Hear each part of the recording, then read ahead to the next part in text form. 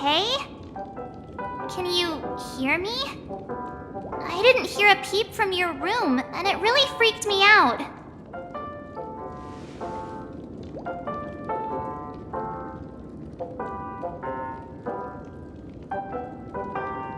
What are you talking about? Are you still half asleep or something? The Order's dream is over. Even though it's been a day, I still break into a sweat when I think about it. Our trailblazing expedition almost ended in Penacony. I'm so jealous that you got a good night's sleep. I was traumatized and too scared to even close my eyes. I thought if I fell asleep, I'd never wake up again.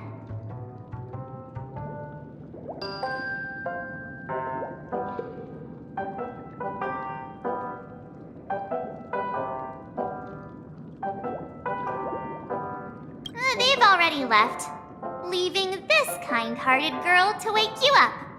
You owe her big time. The Stellaron was sealed while you were sleeping.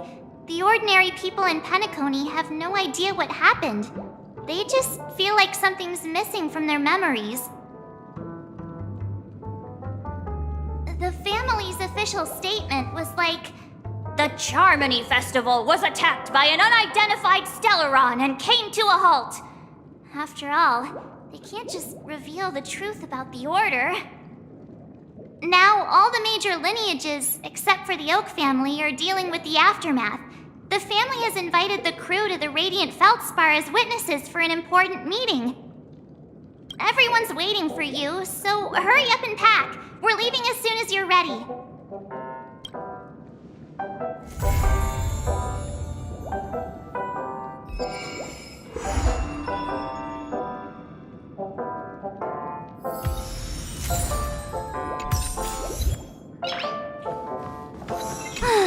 After all this craziness, nothing is better than staying safe in reality.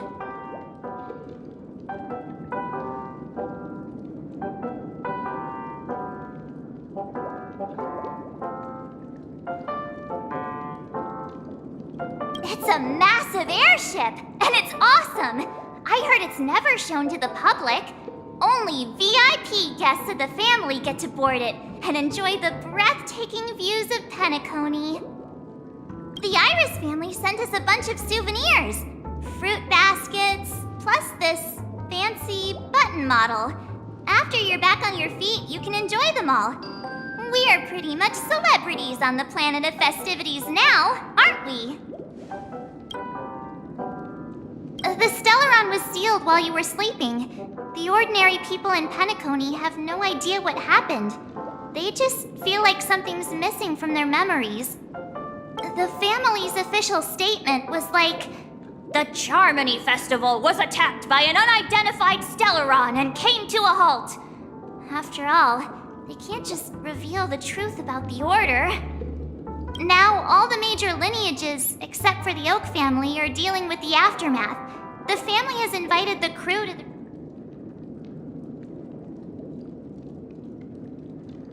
Why the sudden interest in that? Well, I was dragged into the sweet dream. I felt a cold tentacle diving into my memories. But something else was there. So the tentacle suddenly disappeared. And then I dreamed about stuffing my face with delicious food and going on a shopping spree. Sunday didn't seriously believe that was the life I wanted, right? Breaking free from that cheesy illusion was just a piece of cake.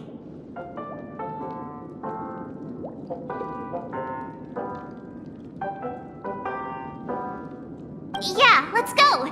We've got some time before we board the ship, so let's catch up with everyone at Dream Jolt Hostelry.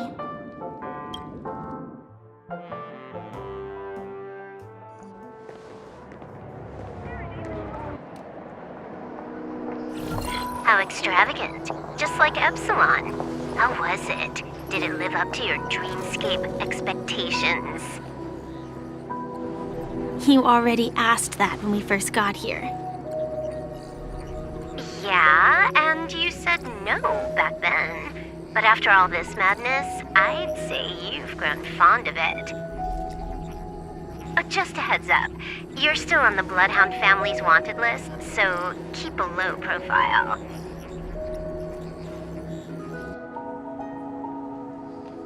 And this time, it's Firefly in the picture, not Sam. That's gotta be a whole new experience for you, right? Indeed.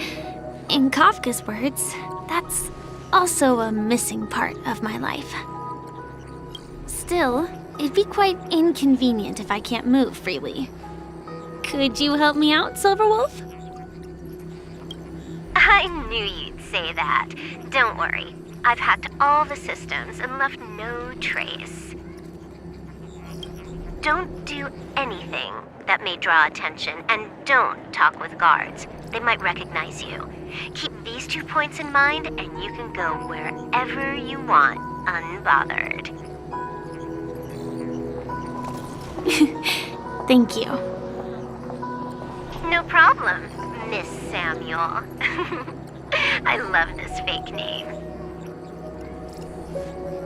Now that we're done here in Penacony, what will you do in your free time? I hear the Genius Society is here. How about we go stir up some excitement? Well, you know my script isn't over yet. I didn't bring you back to hear an answer like that. Don't worry. The script says that I'll experience 3 deaths, but also receive an unforgettable reward on the planet of festivities. How will I know if I don't try? All possibilities exist until the outcome actually happens, right? You may not realize it, but you have a bad habit. Whenever you seem to be asking a question, you've already made up your mind, and no words will dissuade you. Anyway, Kafka asked me to pass on this message. If you see anything fabulous in Penacony, get one for me too. Just swipe my card, you know the pin. She didn't specify anything, but I guess she means a dress, coat, sunglasses, or something else. You know better about fashion than I do. Sure, I'll keep an eye out.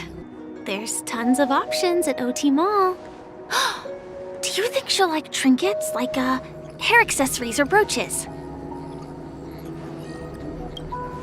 Those sound more like something for young girls. Maybe you should keep them for yourself.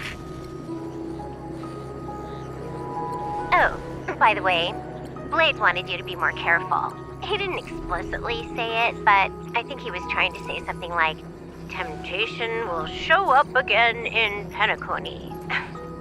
He's always so subtle with his words. Got it. He was just worried about me. Relax, Silverwolf. You know me. I won't do anything crazy. I just want to wander around and see more of the world for myself. I want to buy some oatcake rolls. I've had a cake roll every day since I arrived in Penacony, from the first day to the last. But today, I'll buy 2 and give you 1. And if you don't like them, I'll enjoy double the pleasure. Or I can bring one to Kafka, as she never refuses. Or maybe I'll give it to Blade. He'll appreciate it. That's not written in the script, right? But as you see, I have added new footnotes to my destiny.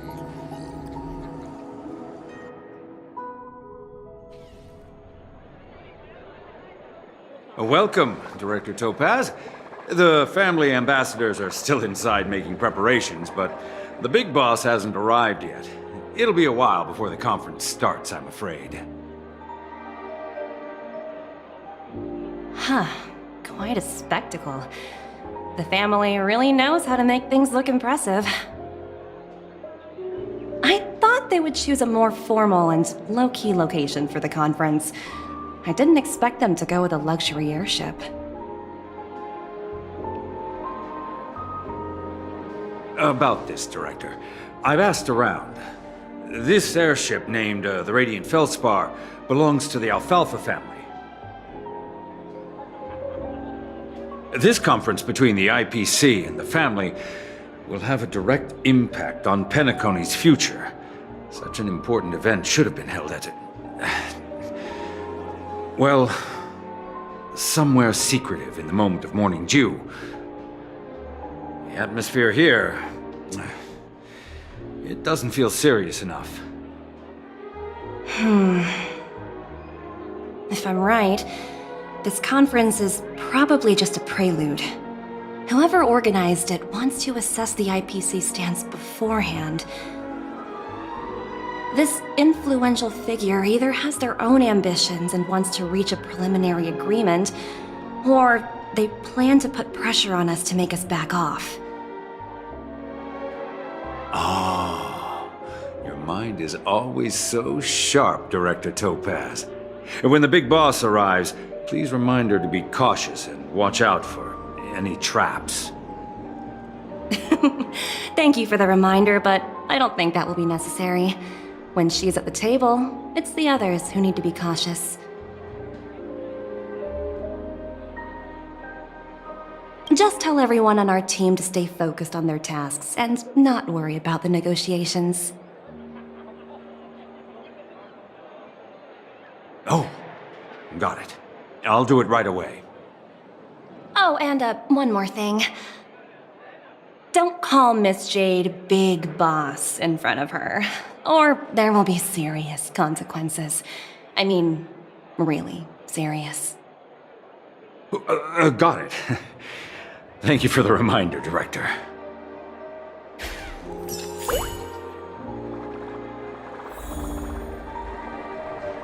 I tripped and fell right here.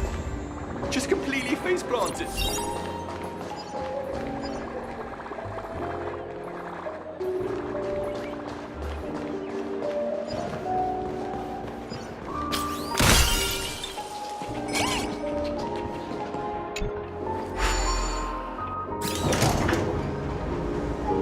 None of the important figures have arrived yet. Huh. Looks like the conference won't be starting for a while. Such a bustling place. I think I'll take a little walk around.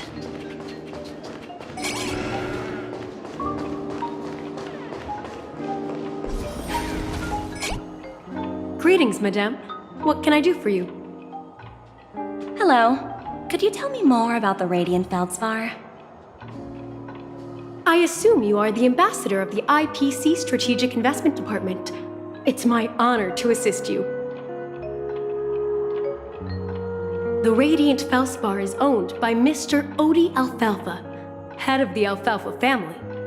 Mr. Alfalfa invested a significant amount in building this luxurious airship an Ember era ago, and it has been sailing across the 12 hours of the dreamscape ever since. Oh, so it's owned by old Odie himself. No wonder this ship is so lavishly decorated. Indeed, Mr. Alfalfa has impeccable taste. Only the most prestigious guests are invited by the Alfalfa family to board this airship. Please allow me to continue my introduction. The Radiant Felspar had been cruising over the Sea of Dreams in Penacony for an entire Ember era. But its voyage was temporarily halted due to the recent reverberation. Reverberation? Such a formal way of putting it. You're really downplaying the whole thing. I apologize. Please continue. Following the previous reverberation in the Sweet Dream, the Radiant Felspar had to suspend its voyage temporarily. Thankfully, the factors that disrupted the dreamscape have been resolved. However, due to, well, certain special reasons, the Charmony Festival, originally scheduled at the Penacony Grand Theater, had to be temporarily postponed. So, Mr. Alfalfa suggested relocating the Charmony Festival to the Radiant Felspar, taking this opportunity to announce the resumption of the airship's voyage. Ah, well, that would meet the family's needs and also create momentum for Mr. Alfalfa himself. Quite fitting for a legendary tycoon like him. Thank you for explaining matters to me. Goodbye.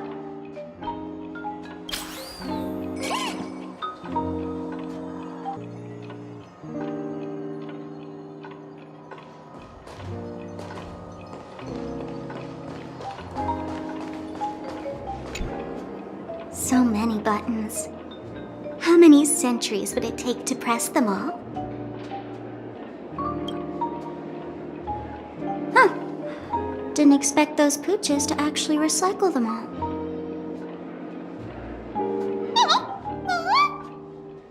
Huh? What are these?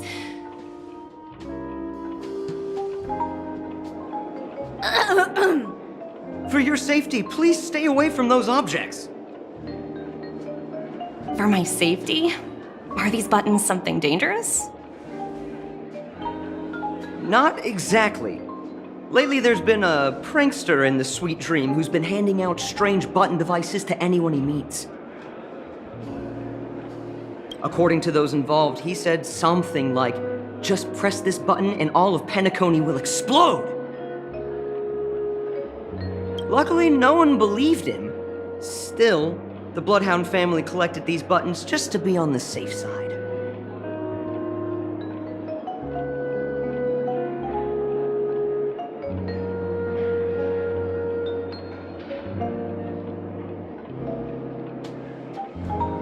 What will happen if you press it? Hasn't anyone actually tried? Well, perhaps you don't know much about Penacony? All the guests here have one thing in common. They're terrified of death. Anyway, the family will deal with these things. Please kindly keep your distance.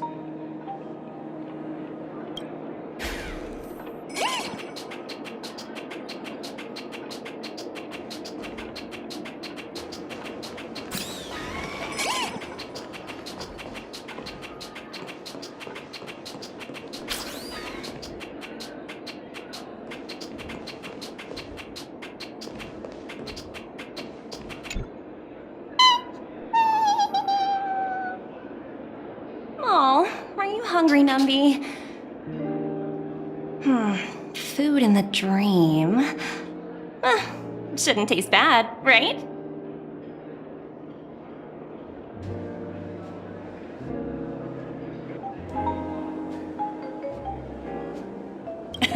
Numby, catch!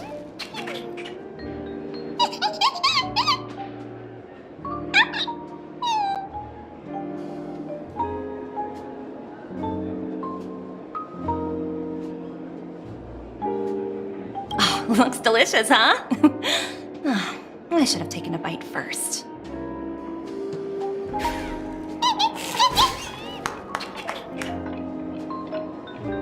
Hello? The talent motivation department? Again? Internal review? Will it ever end? I'm working on a major project. I don't have time to squabble with you guys.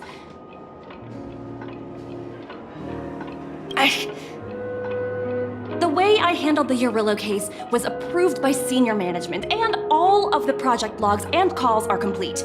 Can't you check on them yourselves?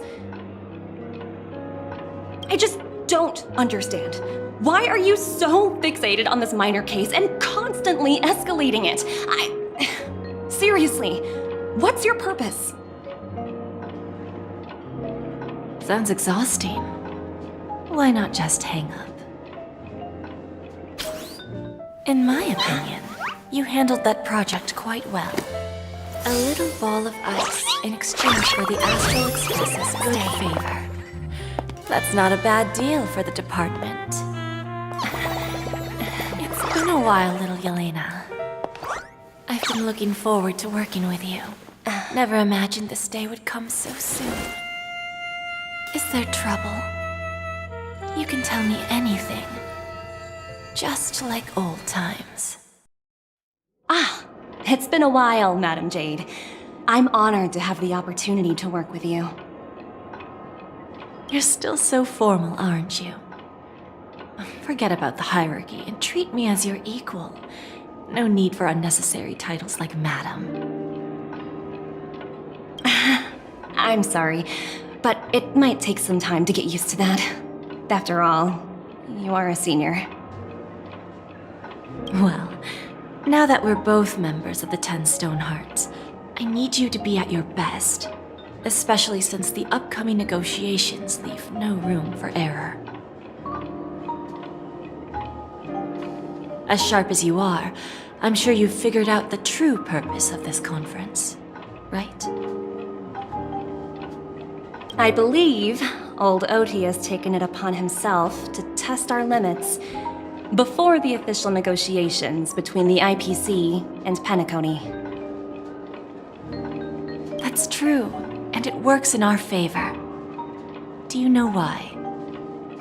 If we can reach some sort of agreement with old Oti beforehand, and gauge our opponent's boundaries, our future negotiations will go much more smoothly.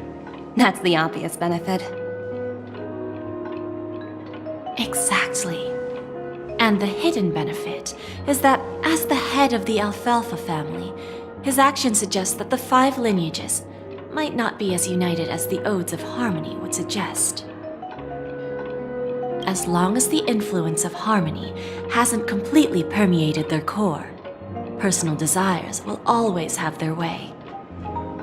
Thankfully, influential figures in Penacony haven't entirely suppressed their own desires.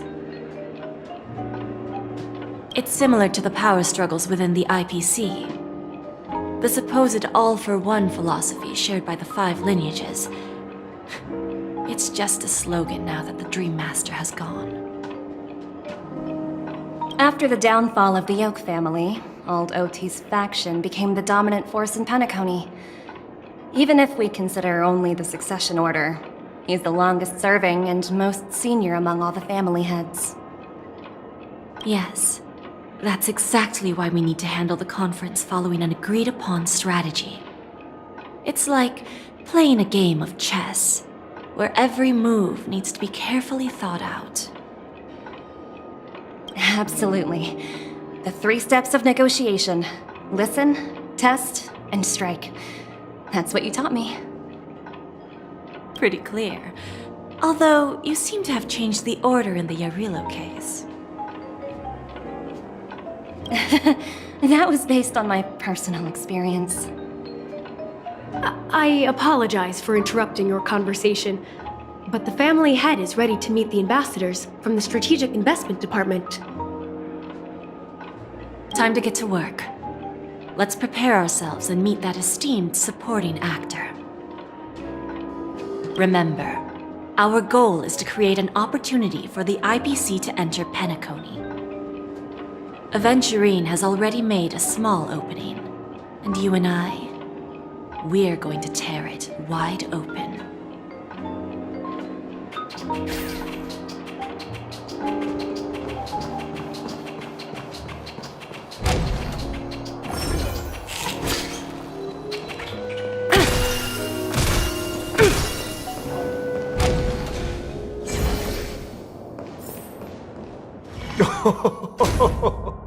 Welcome aboard my ship, the Radiant Feldspar. Smart and charming ladies.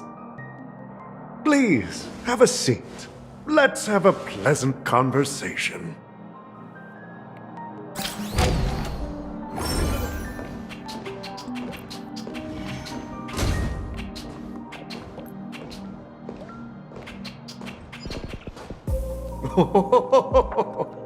Welcome aboard, my dear ladies.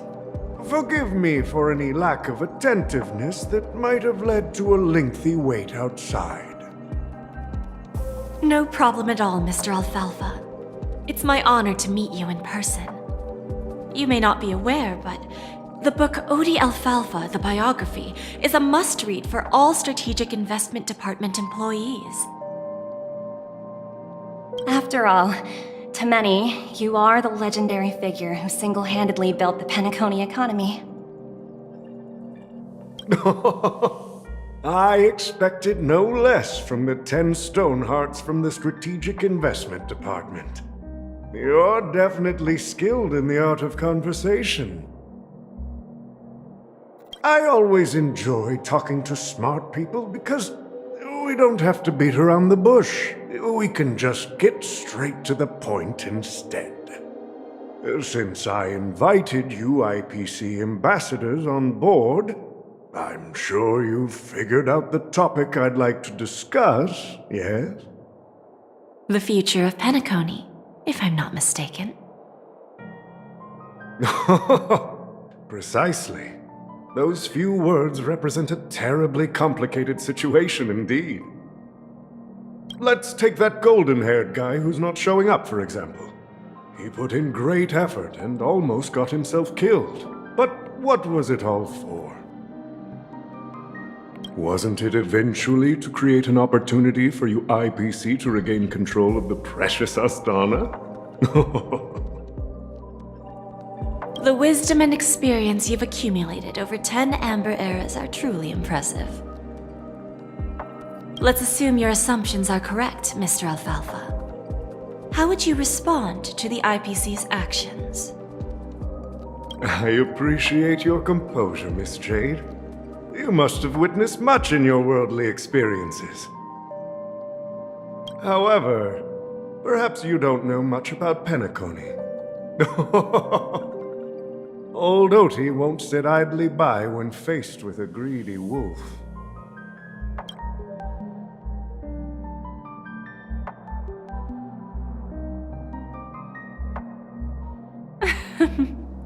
Please, go ahead. I'm all ears. Then I'll be straightforward. I requested this meeting before the official conference to dissuade the Strategic Investment Department from trying to lay a finger on Penacony. If you back off now, you can make a smooth exit and prevent the IPC from losing face during more important negotiations. One of our P-45 executives was attacked and nearly killed in the dreamscape. The IPC can't simply ignore this incident. Moreover, considering the turbulence during the Charmony Festival, Penacony's credibility has taken a hit in the public's eyes. Despite your determined attitude, the issues plaguing Penacony are real, are they not? You used the term real, Miss Topaz, but let's not forget that this is the realm of dreams. If you want to succeed here, you need ambition and unconventional thinking. Curious about how I plan to respond to the IPC? Well, I don't mind sharing. My actions will help Penacony take a significant step forward by self-listing and going public. Going public? If I'm not mistaken, you want to bypass the IPC and go public on a universal scale. Precisely. Instead of watching the IPC gnaw away at Penacony, I'd prefer to open the doors of the sweet dream to the entire universe. Starting today, anyone in the cosmos can become a shareholder of the land of the dreams. This is the path of harmony I'll choose.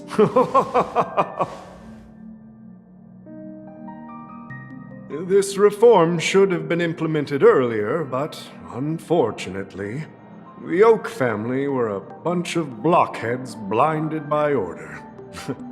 Their level of intellectual flexibility doesn't even come close to an old fellow like me. Thanks to the little reverberation earlier, the biggest obstacle between me and my reforms has been eliminated. The Alfalfa family will publicize the financial results of Sweet Dream Paradise, so that the entire universe can see that despite the catastrophe, Penacony still holds immense potential and opportunities, and that the family remains confident in its future.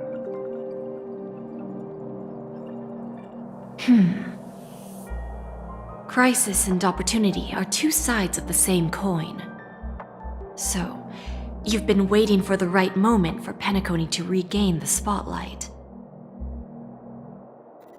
And if Penacony should seize this opportunity to overcome adversity, even if the IPC tries to intervene, every move we make will be scrutinized by trillions of people.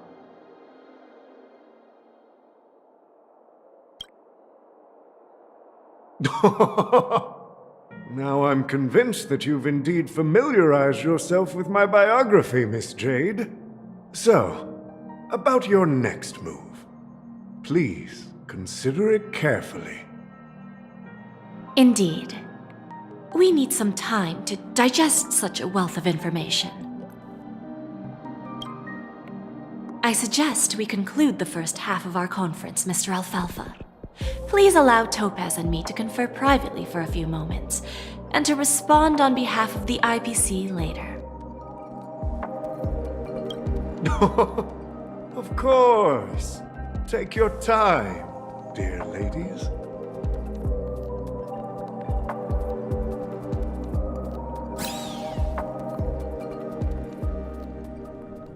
The Alfalfa family had a meeting with the IPC?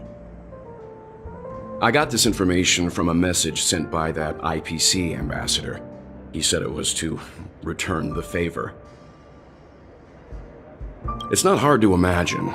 Penacony today is pretty much like the frontier prison it once was, with external forces casting greedy eyes and the undercurrent of order lurking within.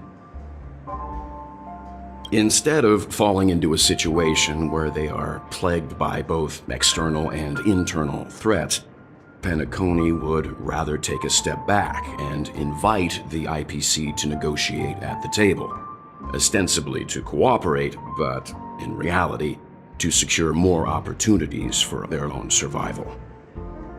Well, no wonder they sought the mediation from the Astral Express. In your opinion, who should we stand behind? I don't think the followers of the Harmony are completely innocent victims in all of this. For reasons unknown, they have a strong desire to smooth things over, which leads to speculation about their motives. If either the family or IPC were to assume full control of Penacony, it would return to its previous illusory dream of hedonism, and the efforts of those previous nameless would once again go to waste. There you are. Did you rest well? I didn't disturb you since you were in a deep sleep.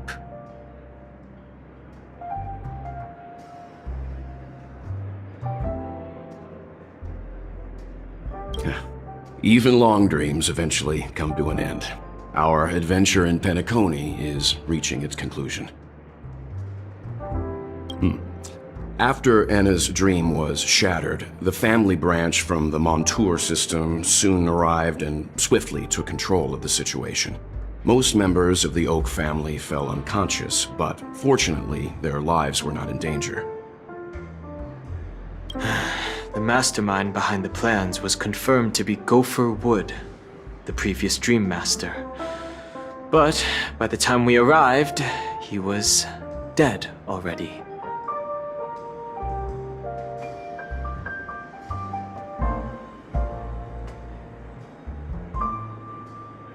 He'll face a trial.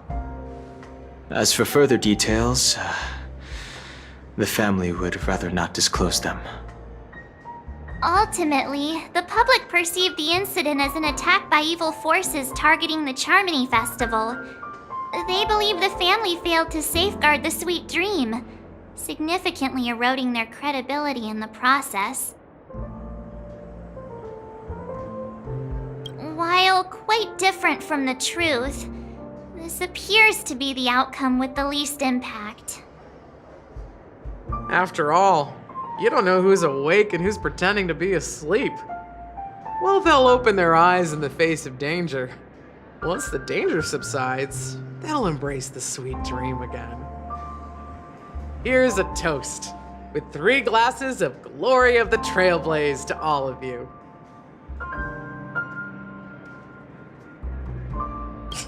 What are you talking about? This is my lounge. It's good to see you all again, although we might be saying goodbye again after this reunion.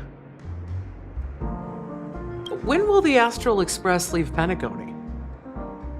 We'll stay a bit longer, but not too long. So, this is our final meeting then? If this is a farewell, then it seems to be missing something. Music? Atmosphere? Maybe a special drink to honor those who are not here. Let's see. The mixed drink should be solemn, dignified, and unique, as we'll use it to pay respect to those fallen heroes. To the nameless, resting in peace, and to Gallagher.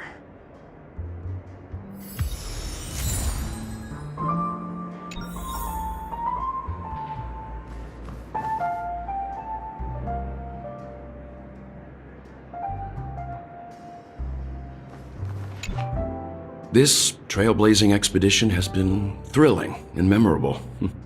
Hopefully we've all gained insights about ideals, paranoia, clarity, and dreams from the experiences we've had.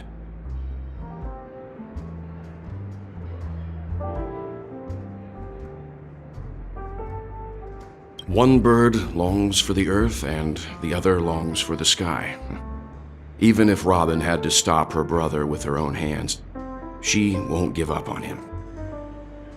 However, facing punishment from the Harmony is inevitable. He will face a trial. As for further details, the family would rather not disclose them.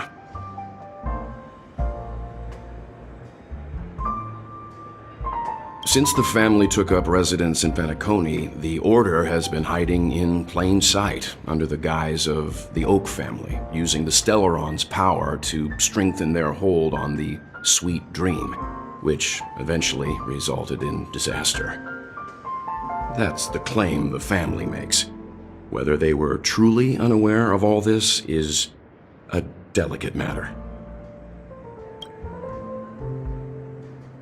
Venturine's efforts finally earned the IPC a seat at the table. As a result, a more senior representative arrived in Penacony and initiated negotiations with the family. As far as the Astral Express is concerned, the IPC will make for an invaluable ally during the negotiations to prevent Penacony returning to its former ways. Well, it was somewhat surprising. In that dream, I returned to my homeworld and reunited with my long-lost friends. And for some reason, Acheron resurfaced in my mind. When I realized that her conclusion was not preserved in memories, I became aware of the bitter truth. The conclusion of a journey can often be sorrowful. All we can do is to try to make sure it ends on a happy note.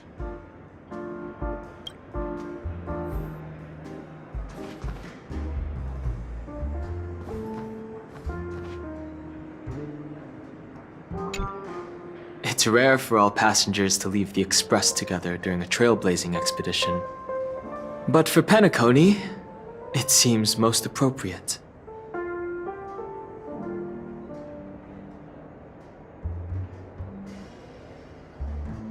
Given the conductor's presence, there's no need to worry about it. However, it's crucial that we soon return to inform Pom Pom about, the Nameless. In my dream, the Express stopped at many places, and passengers came and went. However, the 5 of us were always present, and the journey seemed never ending.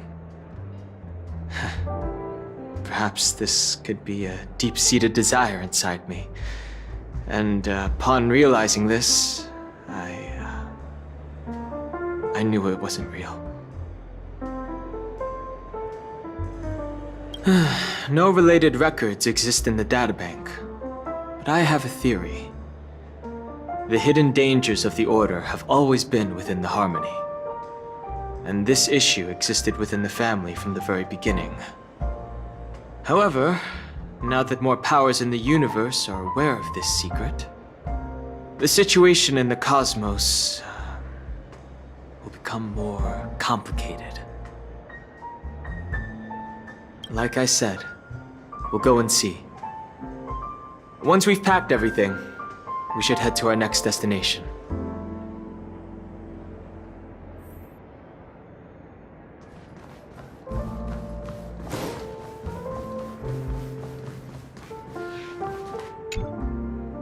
Guess what? Something weird just happened when I was on my way over here. Someone gave me a strange gift. So I unwrapped it and found out it was a button with a message on the back. Just press this button and all of Penacony will explode. That sounds terrifying.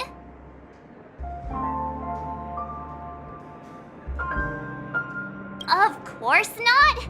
Who would press something like that? By the time I turned around, the person had already vanished. So I handed it over to a nearby hound. I heard there were many similar reports before the Charmony Festival started. I'm really worried about the future of Penacony.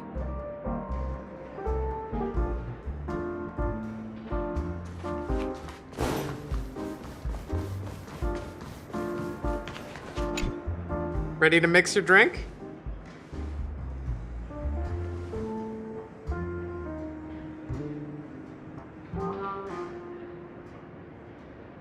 Before we start, would you like to talk to your friends? We have plenty of time.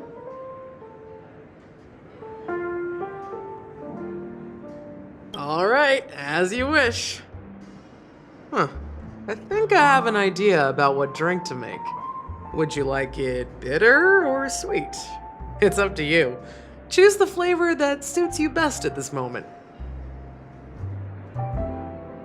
Drowning sweetness. One of the most challenging drinks to make. A slight imbalance in the ingredients can result in an overwhelmingly viscous sweet taste. However, with the right ratios, you get a uniquely sweet drink with a lingering aftertaste. Not a bad choice. Let's start mixing.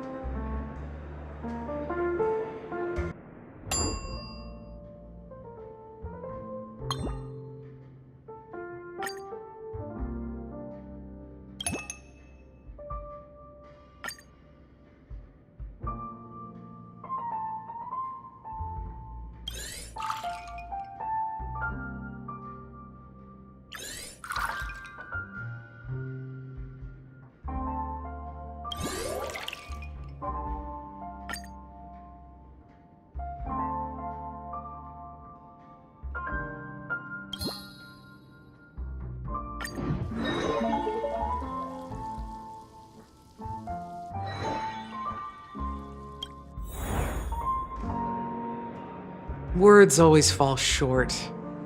If you want to bring closure to past events at this lounge, there's no better way than mixing a drink. Blend all your memories and emotions together and stir them well. Through the filter of time, what remains in the glass is something to savor. Well, it's done. Here's to the nameless resting in peace. And to my friend, Gallagher. The spirit of freedom will spread far and wide among the stars, and its legacy will be more timeless than a pastoral song. We're not accepted by the outside world, so we've gathered here. And one day, our souls will return to the same place. Cheers.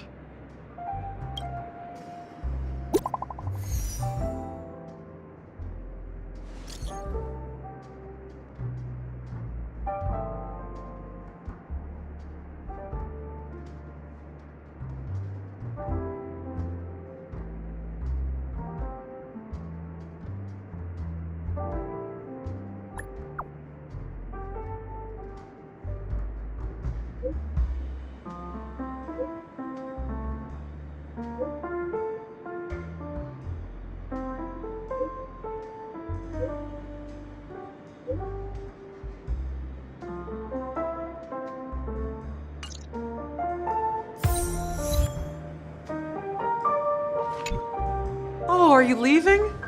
Well, then take this with you.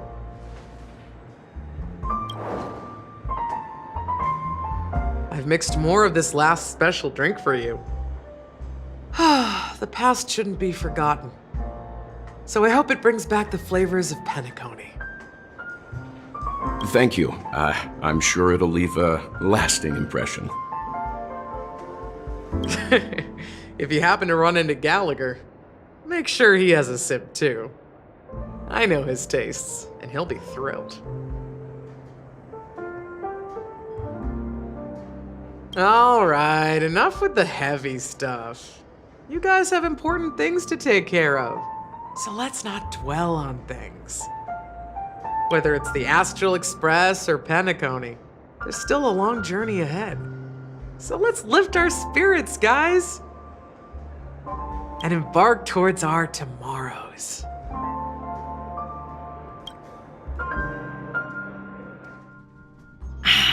Old Odie is a tricky opponent. I didn't expect him to take the risky step of going public at such a critical moment for Penacony. Indeed. He's definitely bold. It's that kind of boldness that made him the Odie Alfalfa he is today. Still, the outcome is uncertain. Shouting loud doesn't necessarily carry any weight. What about the phone call I asked you to make, Topaz? They agreed. But it'll take some time before they arrive.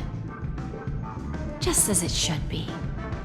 The sweet dew should be served after the bitter poison.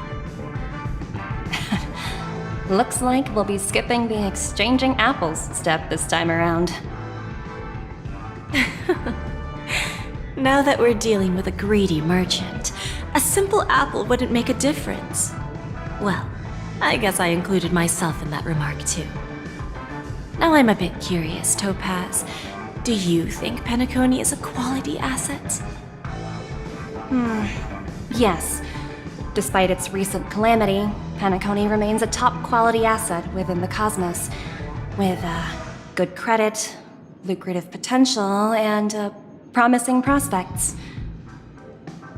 Well, that's obvious, but what I truly wanted to know is, this project is obviously too bland for your taste, isn't it? That's true. I wouldn't be here if it weren't for Venturine. But despite that, you trust him. You even entrusted him with a cornerstone, something as precious as life itself, to finish this gamble. Are you not in the same boat, Miss Jade?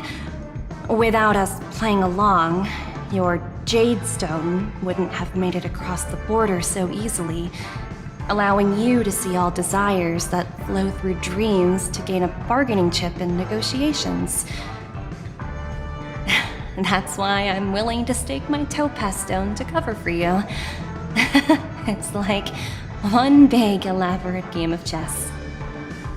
Once that kid sets his mind to something, nothing can stop him. Not even fate. Well, at least he's still alive, and that's the best outcome. Looks like we've strayed off topic, Miss Jade.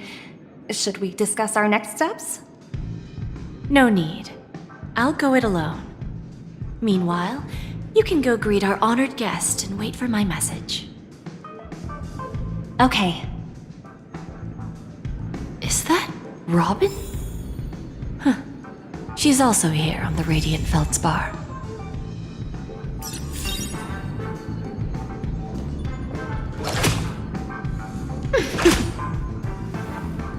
There's a good child. Do as you're told. Greetings, Miss Robin. I didn't expect to meet you here. Miss Jade? Greetings. The opening ceremony for the Charmony Festival has been moved to the Radiant Feldspar, so I'm here making some preparations. How about you? Have you spoken with Mr. Alfalfa? I'm actually on my way to meet him right now. Do you know him well, Miss Robin? Unfortunately, I've never met him. I've only heard a few comments from the former head of the Oak family. Mr. Alfalfa is respectable when it comes to business, but in other respects, I can't say the same. Where do you think the future of the planet of festivities is headed? I believe the sweet dream will see its rebirth, just like the radiant feldspar resumed its voyage. The Harmony needs a new direction. Only by bidding farewell to the past can we actually sail into the future. There are no permanent allies or everlasting enemies, so let's both take what we need from this deal. Naturally. I'm looking forward to your performance. See you at the festival. See you later, Miss Jade.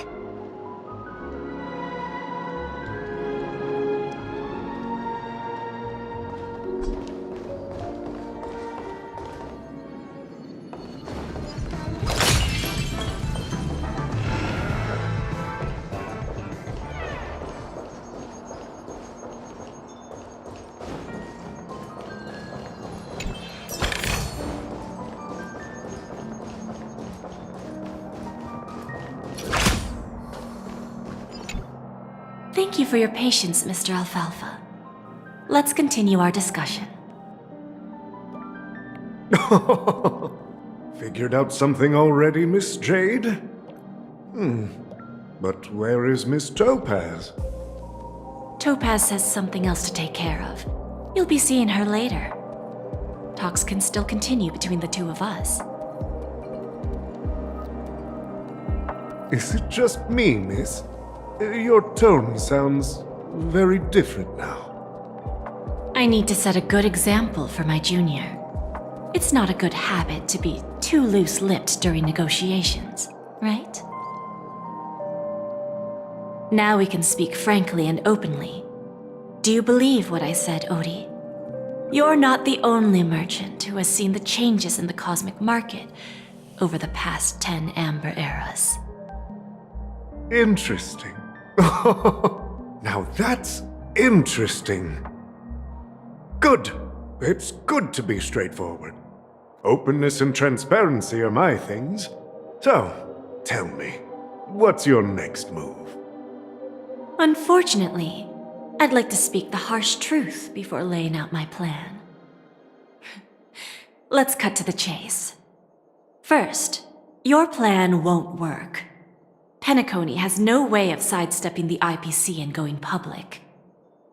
Second, you can't stop the IPC from entering Penacony. We've got all the time and connections in the world to find a way in. We'll keep tearing down and rebuilding this place until the Asdana system gets used to the IPC's ways again. Now, I'm repeating your words exactly. If you don't want to be a laughingstock and have everyone gunning for you at the official conference, you'd better drop your little pie-in-the-sky plan. Oh, interesting. Indeed. You surely have a way with words. Now, I'm curious to know what you have up your sleeve. Mr. Alfalfa, let's not forget that the IPC controls the biggest interstellar publicity platform. More than half the news networks in the universe take their orders from us. The moment news spreads about Penacony going public, trillions of customers will immediately receive a message like this. The family's protection for Penacony has expired. Any mishaps in the dreamscape could result in permanent brain death. Care to guess how many ways we have to turn Alfalfa credits into worthless junk within a measly 24 system hours? With the entire cosmos keeping a close eye on Penacony, I assure you, it won't be too hard. You really think you can pull that off? Even from Pier Point, as distant as it may be, I'm more than capable of keeping you on a tight leash. However, If you agree to give up that half-baked plan to go public, the IPC will assure you that we'll never jeopardize the interests of the family heads under your leadership. After all, we also need allies here in Asdana. The IPC can assist Penacony with financing, starting by acquiring 30% equity shares. With our financial support, stabilizing and rebuilding Penacony will be a piece of cake. 30% equity, you say? Who can guarantee you won't want more in the future? That's the brilliant part of it all. The answer is simple. No one. There are no guarantees. It all hinges on self-awareness and mutual respect.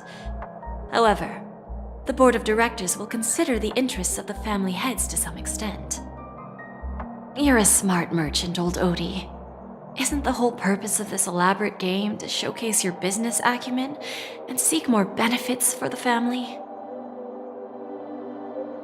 It benefits us if we both take a step back.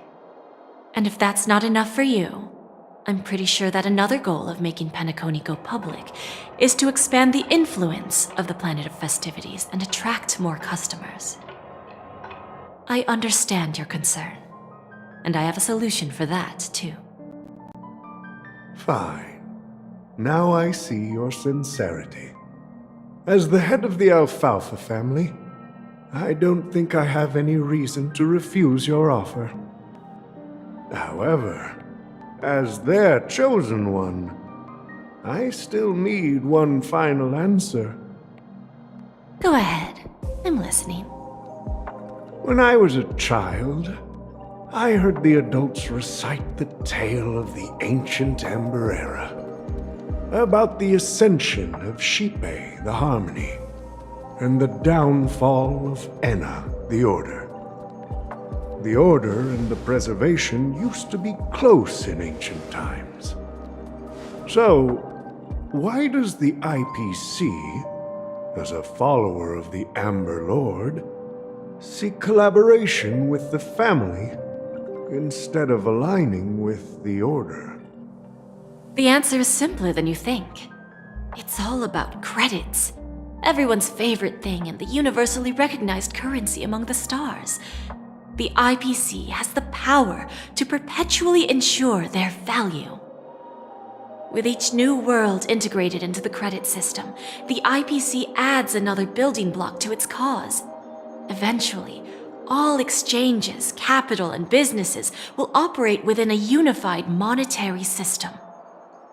By then, all planetary developments will be recorded in accounts with well-defined values and the ability for exchange and circulation. And the heart of everything will be Klepoth's credit. And then the IPC will be able to exert influence over everything. Our intention is to establish enduring preservation, so I'm sure you can understand. This universe doesn't need two types of order.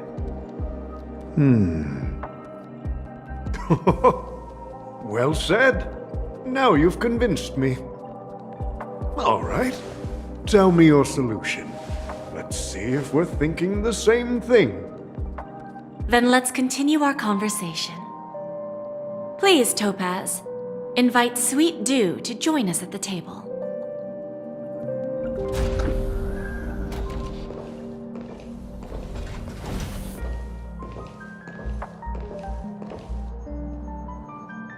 Thank you for your presence, Miss Himeko. Please allow me to introduce her to you, Mr. Alfalfa. This is Miss Himeko from the Astral Express, one of the future shareholders of Penacony. I've heard so much about you, Mr. Alfalfa. It's an honor to meet you as representative of the Astral Express. This stunning lady is the navigator of the Astral Express? It's a pleasure to meet you. I believe everyone here is familiar with the general contents of the proposal. After this round of financing, the IPC is expected to hold 30% of Penacony's shares. Then, the IPC will transfer 5% of that stake to the Astral Express and recommend Miss Himeko as an independent director to honor the sacrifices and contributions made by the former Nameless to the land of the dreams. While this decision isn't finalized yet, we are honored that everyone here recognizes the way of the Trailblaze. While the Nameless didn't embark on their journeys for fame or fortune, if this is the wish of both the family and the IPC, I will represent the Astral Express and fulfill my duty as a member of the board of directors. The entire crew has agreed to assist in the reconstruction of Penacony. Beyond that, in our future travels, we are committed to bringing the beautiful dreams of the planet of festivities to more worlds. Of course, all cooperation is based on one premise. The path of harmony in Penacony must not be distorted again, and such a tragedy must never recur.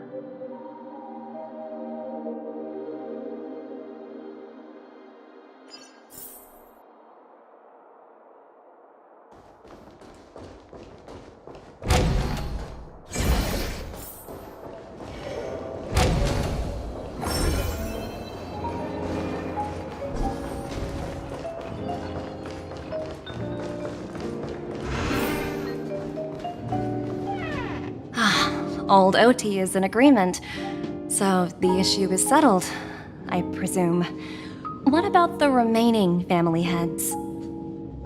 They will soon realize the situation. When the last question was asked, old Odie represented more than just the Alfalfa family. When should we schedule the formal negotiations? I'll handle the arrangements. It's all up to you. I'll step back and let you handle the negotiations and takeover. I won't be involved. But Miss Jade, this is...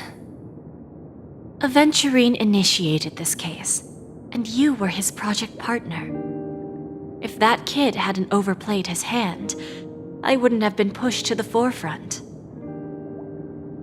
I came here today to help you sort out the toughest issue. I trust you'll be able to wrap things up quite nicely, little Yelena. Of course, there won't be any problems. And please, give Diamond my assurance. Don't worry. Diamond has always trusted us.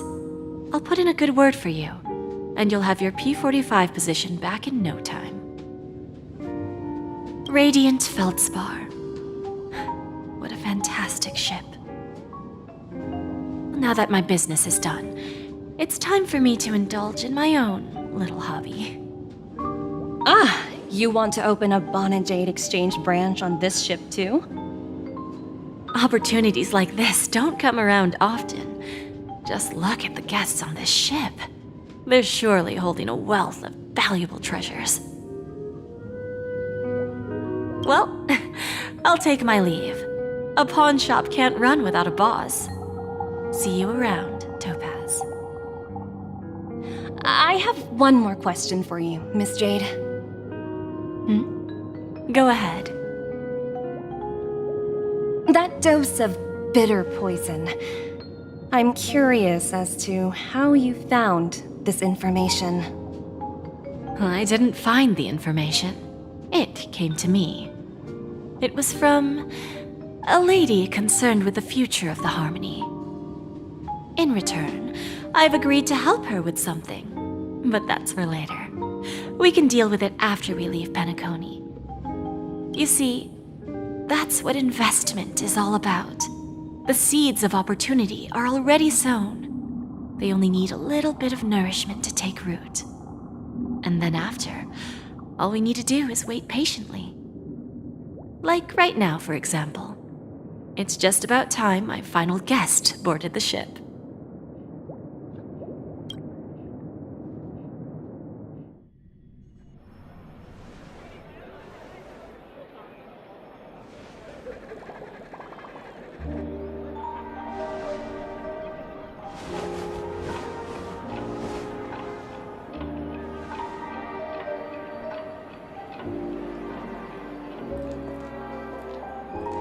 Sneaking in was way easier than I thought.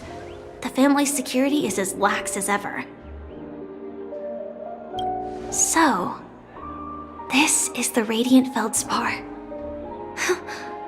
So luxurious. A pawn shop that grants wishes. Is there really a place like that on the ship?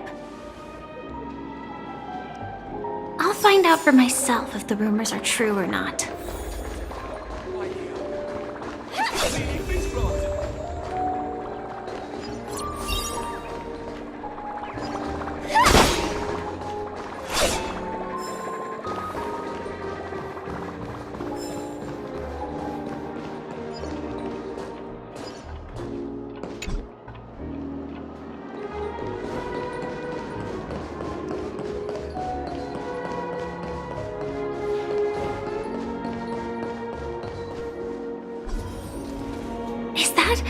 Him? Huh. Vanished in the blink of an eye. So the Astral Express is here too.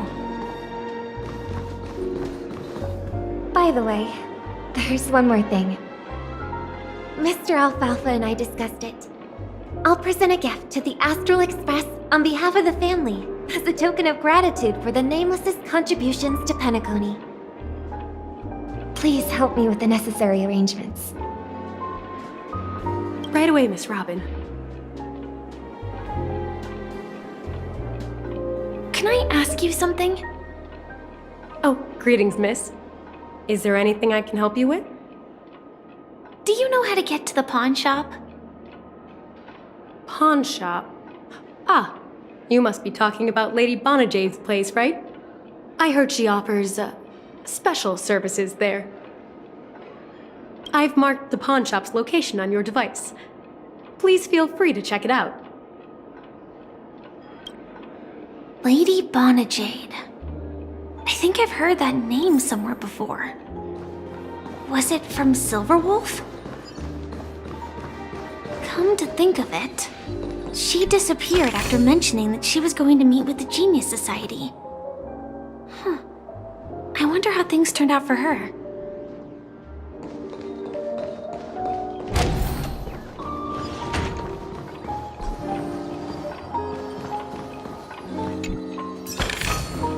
Inspection complete. Nothing suspicious.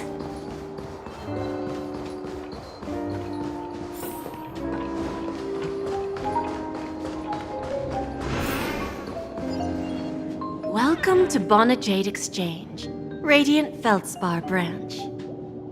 How should I address you, dear lady? Just call me Samuel. Samuel. Nice name.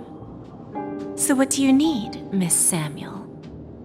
And what are you willing to give up in return? I want to keep on living. And for that, I'm willing to give up everything I have. Everything you have? That's right. Everything. Miss Samuel, I think you'd best turn around. It seems you're not quite familiar with the term pawn. What do you mean? I mean it literally. I sense your burning desire to live, but unfortunately, you don't have anything of equal value to offer. Okay. A pawn shop that grants wishes. I see. It's just a marketing gimmick. Well, that's quite a harsh accusation.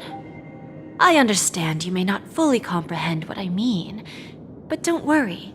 I'll help you understand.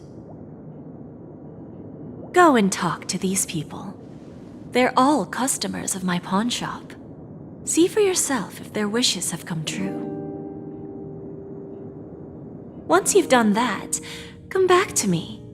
I'll help you understand the true meaning of pawn and make you realize what you're missing. That Lady Bonajade feels more like a money lender rather than the owner of a pawn shop. Well, I've got nothing better to do anyway. I'll do as she says and see what happens.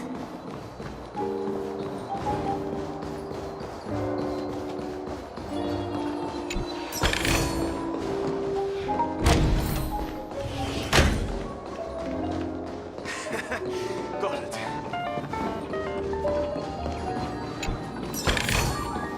No danger detected. You stupid little girl. Coming back to lose more money, huh? Enough talk. Let's get started. This will be our final game. I'm betting my entire fortune.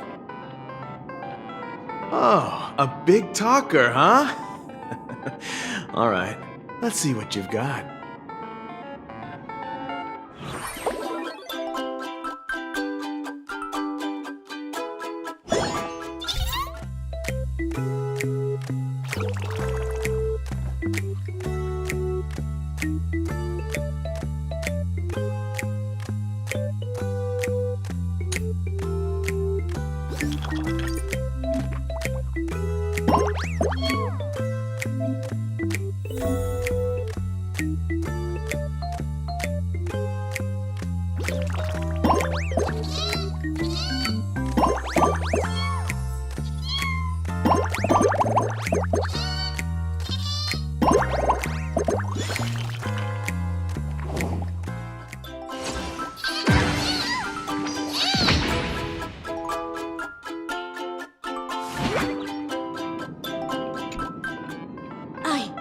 I won?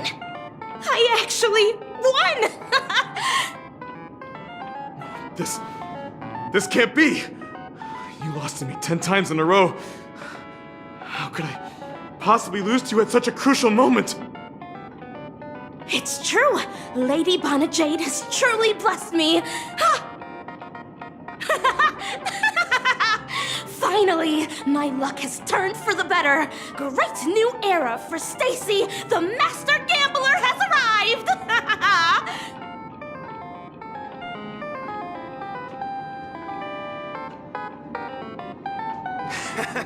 Got it.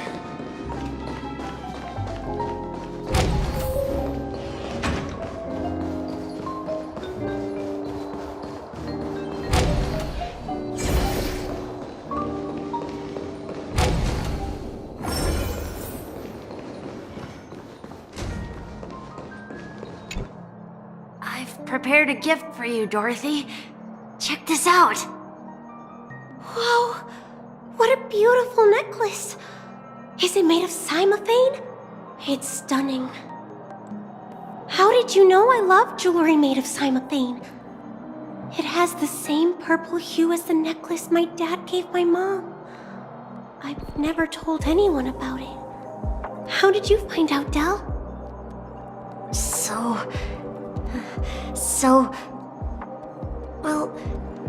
Will you go out with me? I will. Really? I mean, really? I never said yes before because I thought you had no idea what I liked. But this gift made me realize you were actually paying attention all along, trying to learn everything about me. So yes, I will. Wonderful. My wish has actually come true. So, shall we go, Dorothy? Let's go outside and enjoy the stunning views of the 12 hours.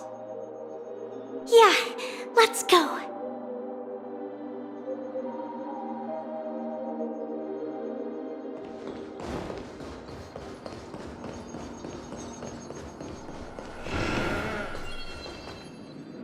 Hey, did you see that? The gray-haired one outside. Don't look around, just focus on your drink. Seriously, they look like a total lunatic. Is that him?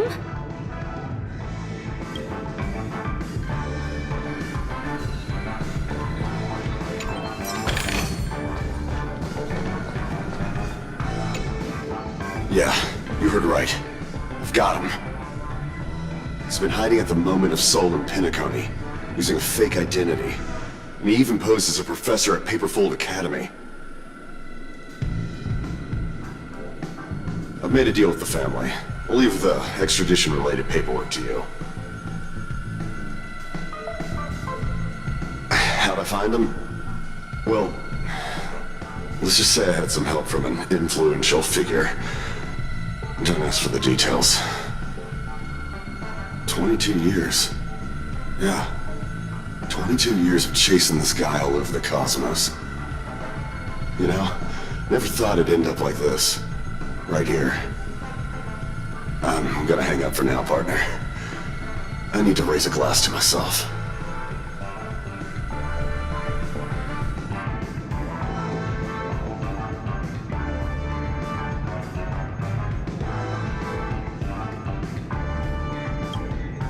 All of their wishes actually did come true. But I just don't understand. How did she do it? And what does pawn really mean? I should go back and ask.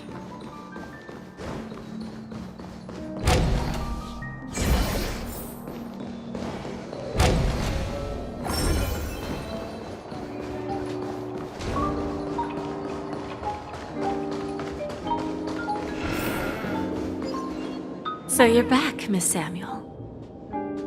Yeah. I found those people. And it seems their wishes did come true after visiting the Bonajade Exchange. But I'm not sure what you want me to see. They all seem to be living fulfilled lives. Not so fast. This step was just to show you that the Bonajade Exchange is genuine. That I had the power to grant their wishes. And now, I'll tell you the price they paid. Dell was from a wealthy family. He was head over heels for Dorothy and wanted to win her heart. So he made a deal with me. He put up his entire fortune in exchange for a gift that would impress Dorothy. It was a piece of cake for me, thanks to my IPC connections. However, Dell will soon find himself evicted from the dreamscape because he can't afford his room. Whether he can bounce back from poverty, well, that depends on him. Let's just hope that necklace will keep their relationship from crumbling. Then there's Stacy, a lady with a gambling addiction. She wanted some serious luck, but she had nothing to offer. So I took something else instead. I took away all her close relationships. From the moment she stepped out of the Bonajade Exchange, every casino in the cosmos would remember her name. But her parents and siblings would sever ties with her, and it would be impossible for Stacy to make any real friends again. She will accrue a vast wealth due to her good luck, but she'll never be able to use it for the people who truly matter to her.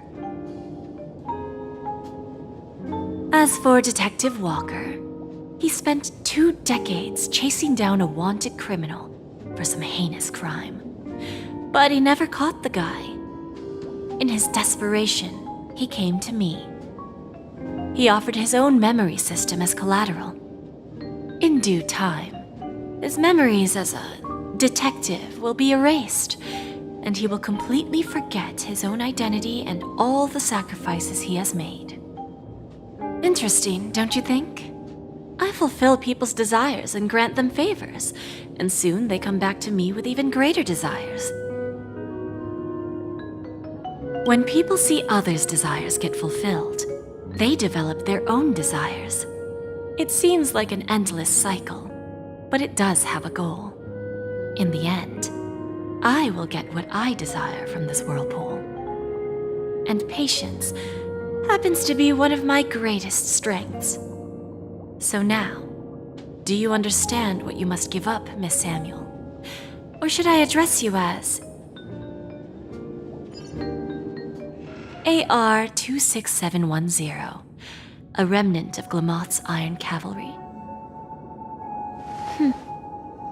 I'm not surprised. You are much calmer than I expected. Entropy loss syndrome. Truly an unjust misfortune, isn't it? The higher-ups in Glamoth implemented such a failsafe within the genes of their warriors.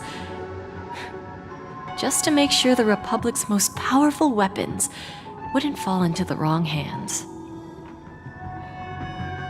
As for the price, those Iron Cavalries weren't exactly seen as regular, independent humans, so there wasn't really a price to be paid. However, you are different.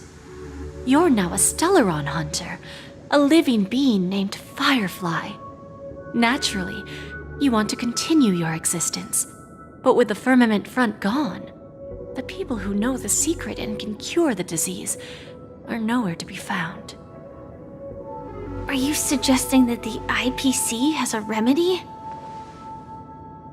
Well, there might be a silver lining. That's all I can say for now. I see. It's no wonder you said I can't provide anything of equal value. Because nothing I own holds any meaning. So, you're going to ask me to personally restrain my partners to ensure my own survival? Unfortunately, that's not quite the case. Partners. A nice way to put it. Now I'm even more curious about the Stellaron Hunters. Each of you has your own identity and a special bond with each other. It's strong and intimate, and yet it allows for independence. Just as the 10 Stonehearts follow Diamond, you follow your own leader. I wonder what they are like, and if all Stellaron Hunters are like you. Traveling on the path of finality, but struggling against your destiny. Attempting to move in the opposite direction. I really hope that one day, all of you will come and visit my pawn shop. I'll be waiting patiently for that day. Can I see this as an invitation? From Diamond to the Stellaron Hunters while keeping the IPC in the dark? Consider it more of a personal offer from myself. It doesn't represent the IPC or the Strategic Investment Department. The Stellaron Hunters have interacted with the IPC, but not the 10 Stonehearts. Our paths have never crossed. As for your offer, I can pass it along to my partners. But I have a question. You know who I am. And you must know that my partner is keeping an eye on this room. If she wanted to, she could let the entirety of Purepoint know about it within a few mere seconds. What drives you to take such a risk and extend this invitation on behalf of Diamond, even if it could lead to your downfall? Simply put, you and I are the same. However, unlike you Stellaron Hunters or the Astral Express, we band together merely to obtain what we want. Each of us has our own past and destined ends, and on this journey, we have been invited by Diamond to join him. This journey could be either brief or long, as each of us carries a void in our hearts that can only be filled from the outside. So, Diamond made us a promise to divide the power of the Emanator of Preservation into 10 pieces and give each of us a cornerstone to fill that void. Mortal flesh is fragile, yet my heart is unyielding like the monolith. For without this resolve, the way of preservation would fade into oblivion. So, you understand? This pledge goes beyond a mere oath. It's our collateral in exchange for opportunities, wealth, survival, and a future. And whatever we gain from it will fortify the Stonehearts in return, allowing us to achieve the great cause of the preservation when the war among the eons eventually comes.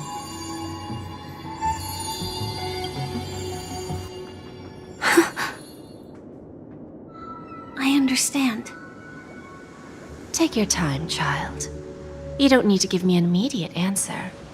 Like I said, patience is one of my greatest strengths. If fate turns that page, our paths will cross again. It's a shame, though, that this pawn shop can't give me what I desire. My last attempt in Penacony. Well, it ends with hope.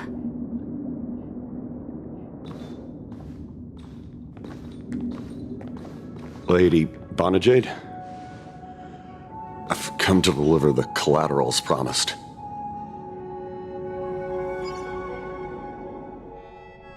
It turns out, the meeting to decide the future of Penacony went much smoother than expected, with little debate.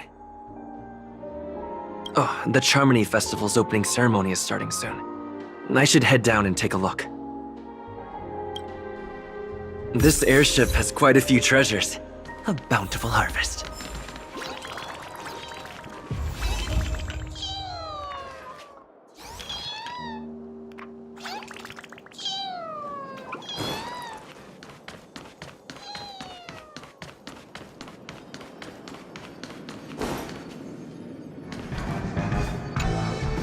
Remember, I can take you out with just one shot whenever I choose. Oh, that'd be my honor. Don't worry, I hate cheating at the table. You better. Ah, look who's here. The great hero of the Astral Express. The most dazzling trailblazer in all of Penacony. Oh, you're here too. Long time no see, friend.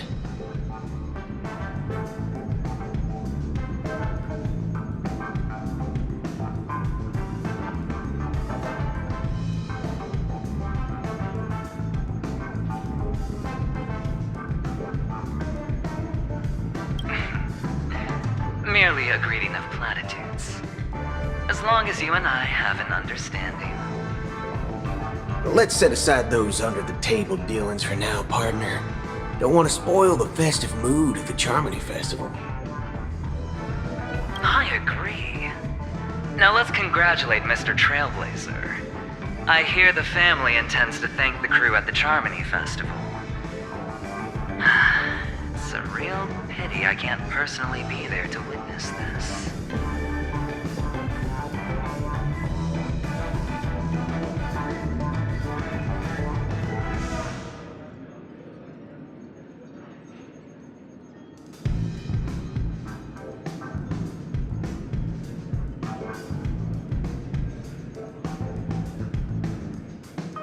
Well, my job was just to give the IPC an opening. Other things aside, I think I did a pretty good job at achieving this. While you were at Dreamflux Reef, we were actually close by. We wouldn't have been able to dig up so much dirty information without the help of a knowledgeable friend. But that emanator didn't pull any punches. My body couldn't hold out too long. Otherwise, this would have been settled in a much cleaner manner. No problem.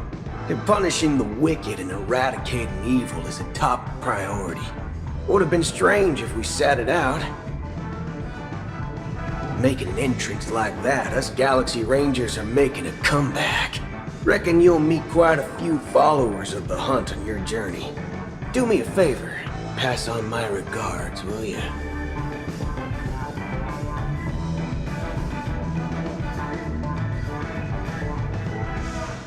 Thank you.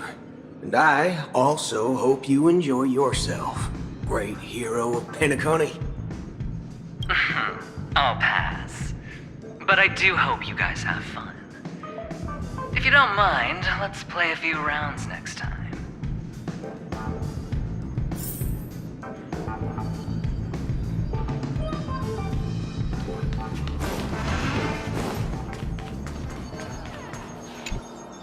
Ah, yes. I remember you.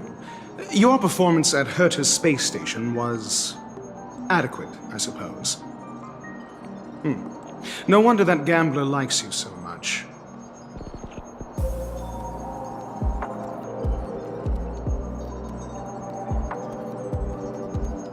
The Intelligentsia Guild assigned me to be an invigilator for the IPC's ambassadors. Nothing more than an errand from the Office of Academic Affairs. Very well. The Charmony Festival is about to commence soon. Take advantage of this unique opportunity. A blend of work and play is essential for superior knowledge absorption.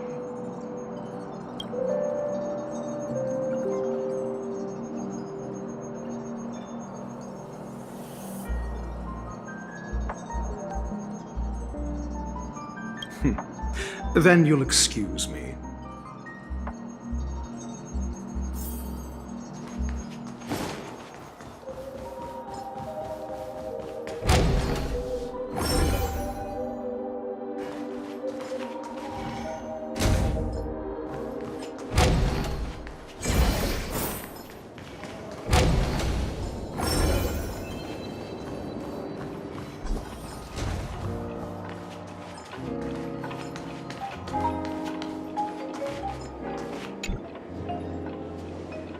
Well, if it isn't my old friend. It hasn't been long, and yet here we are again. How are you?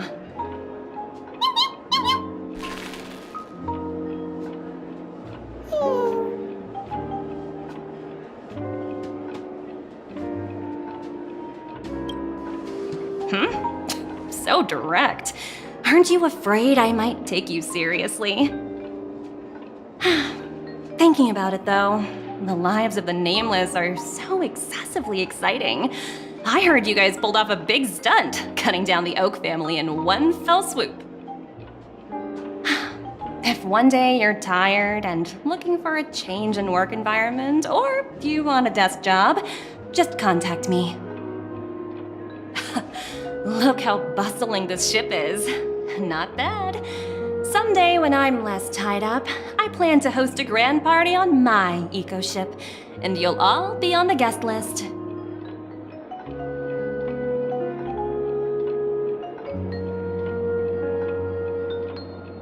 Transform?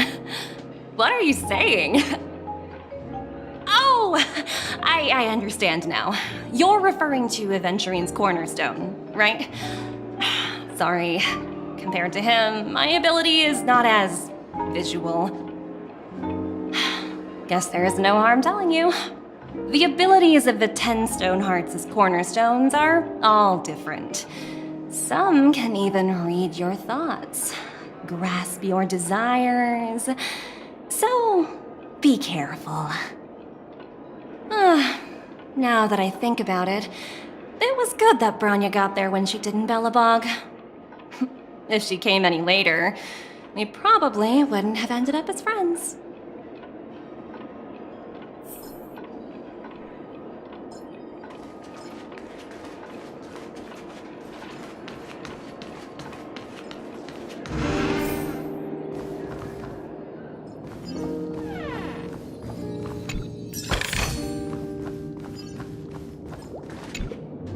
Hey there, lively guy.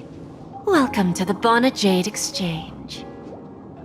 What should I call you?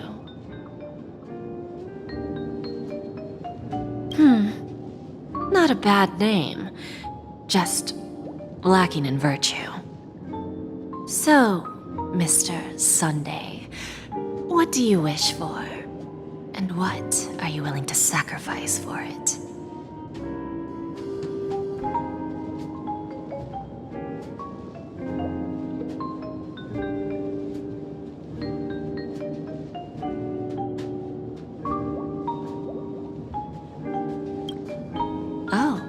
This is your wish.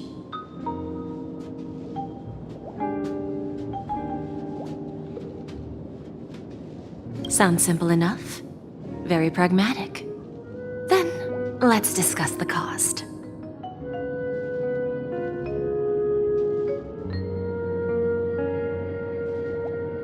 To fulfill this wish, the thing I need is simple. The tail of an animal.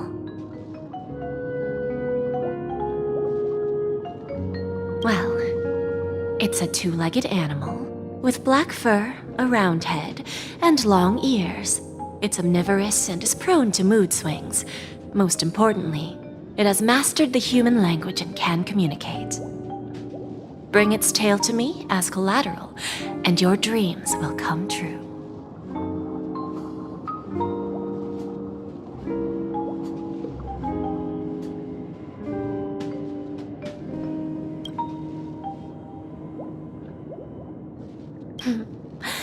May fate bring us together again, Mr. Trailblazer.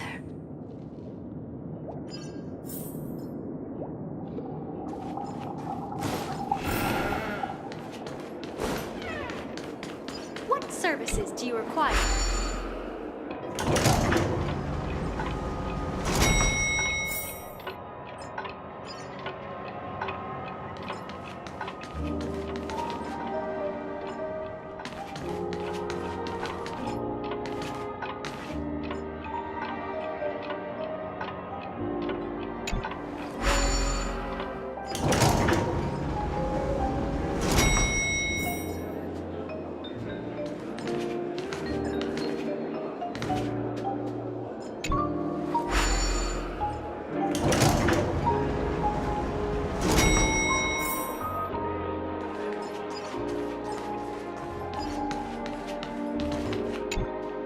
We meet again, my dear friend. Your journey of the beauty is even more elegant than mine. My most sincere regards to you. Even after achieving such remarkable feats, you remain humble and gentle. Such is the true mark of knightly grace. I have heard of your valiant deed in leading others to vanquish the omen of evil, though the tale bears a tinge of regret. You have undoubtedly championed beauty and justice. May Adrilla smile upon you.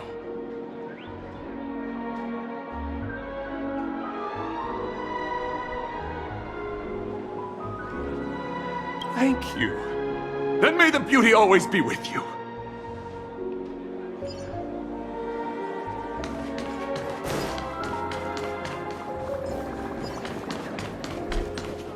The festival hasn't started.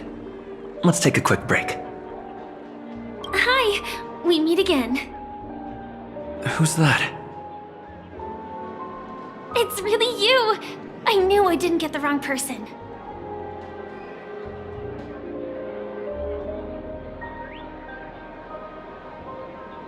It was you! I saw you opening treasure chests, hitting balloons, and playing dreamy slots.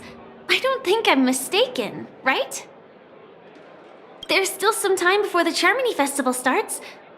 Do you want to chat?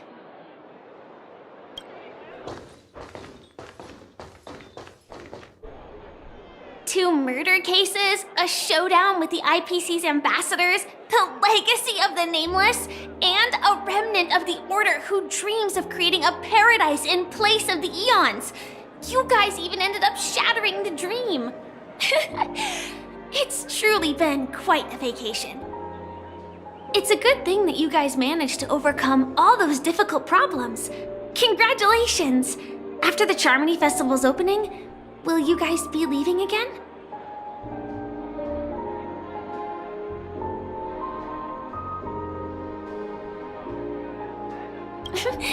There will always be somewhere. After all, you guys are on the path of the Trailblaze. Before joining the Stellaron Hunters, Elio told me that this journey will tell me how to live on.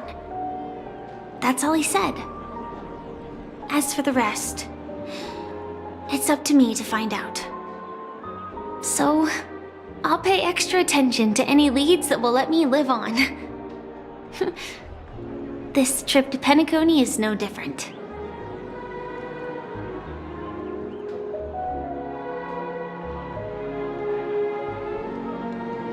Yes, initially I thought the answer might lie with the riddle of the Watchmaker.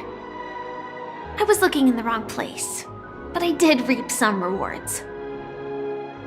Do you know Miss Jade from the IPC's Strategic Investment Department? Bonajade Exchange belongs to her. She told me her price, but...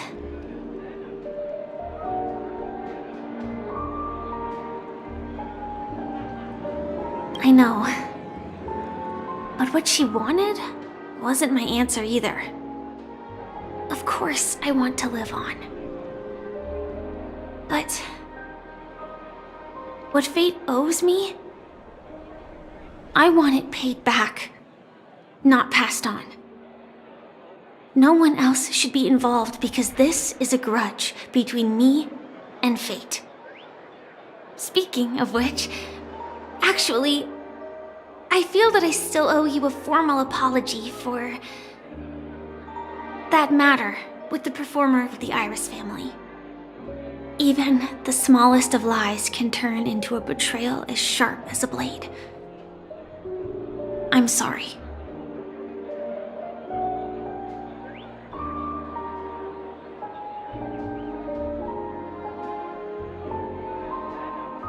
It was an emergency, so I never had the chance to formally apologize to you. And admittedly, I was the one to blame. To me, hiding is much easier than being honest.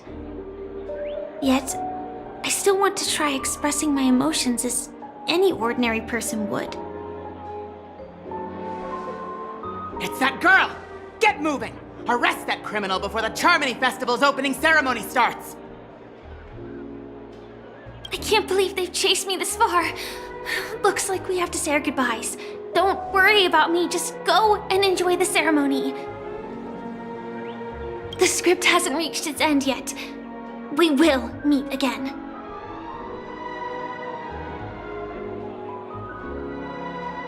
I hope she's okay. But if it's only those two hounds again, she'll probably be fine. I'll send a message later to check in on her. Let's go attend the Charmony Festival first.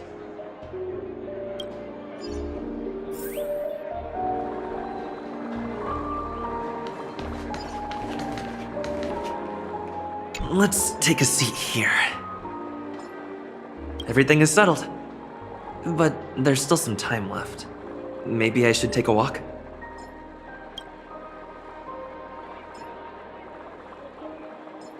Forget it. I've done enough walking around already. Let's take a seat and rest for a while.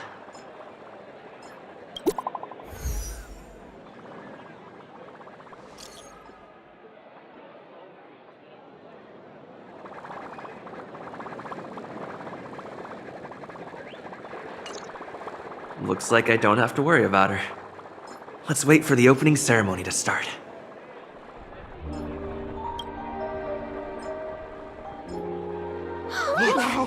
It's Miss Robin!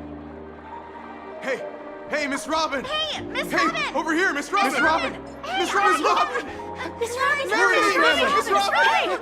Glory to the family! Glory to the family! I'm your biggest fan, Miss Robin!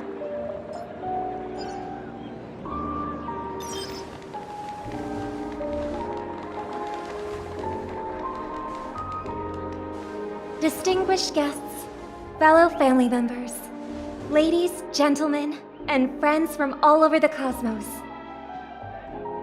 It's a pleasure to join you all in celebrating the grandest ceremony of the Amber Era, the Charmony Festival. Firstly, on behalf of the Penacony family's 5 major lineages, and on behalf of myself, I'd like to extend a warm welcome to all our guests.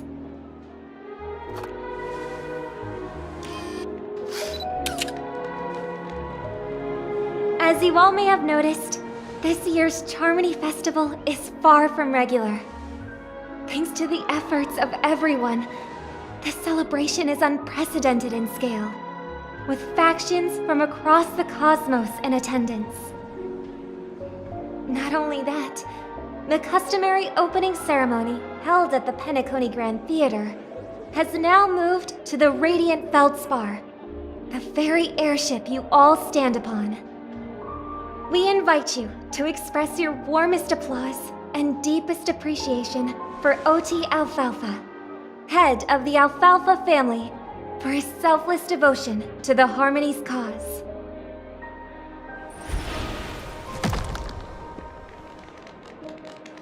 What makes this festival so uniquely significant? As is widely known, the Radiant Feldspar had to halt its voyage due to an anomaly in the Sweet Dream, sparking widespread discussion in the 12 Hours. Thanks to the hard work of Penacony's internal and external factions, we've finally gotten the Dreamscape back on track, just in time for the Charmony Festival. And as they say, good things come in pairs. The Charmony Festival not only celebrates this achievement, but also marks the relaunch of the Radiant Feldspar. And finally, the last reason. Does everyone remember the Watchmaker? In truth, the family has poured their efforts into this festival just to commemorate this legendary luminary. The father of Penacony, Mikhail Chard Legwork, one of the legendary Nameless who laid the foundations of Penacony.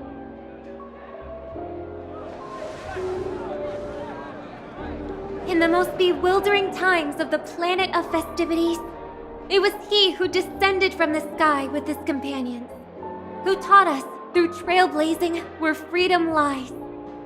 It was also they who led the vanguard in the pioneering of the Dreamscape, in exchange for what is now known as the Paradise of Harmony. It can be said that Penacony's splendid success today is deeply rooted in the trailblazing ethos the Watchmaker planted within us. Only by honoring this trailblazing spirit can we fulfill our mission and spread harmony to a broader audience. Aw, that's so nice of her. She's talking about us.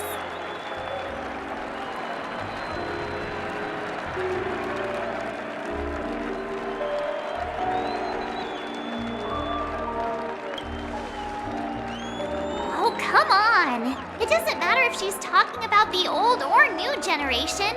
We're all still part of the Astral Express family.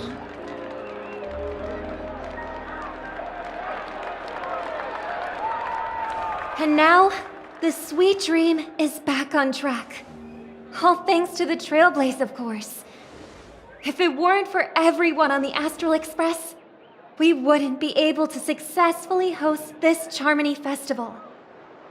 Thus, with unanimous consent from the 5 major lineages, Penacony's family, on behalf of all family members throughout the cosmos, offer a token of appreciation to the Nameless. Oh, I wonder if it's gonna be a big one. We will transfer ownership of the Radiant Feldspar to the Astral Express.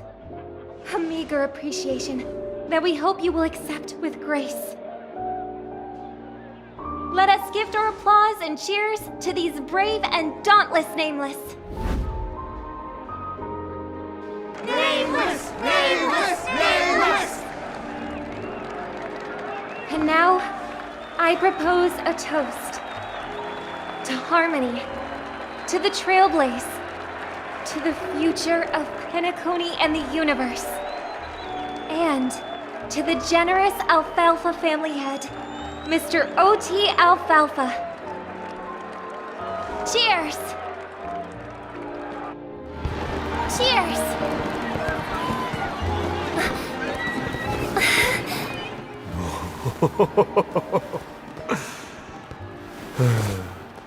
To make a decision like that.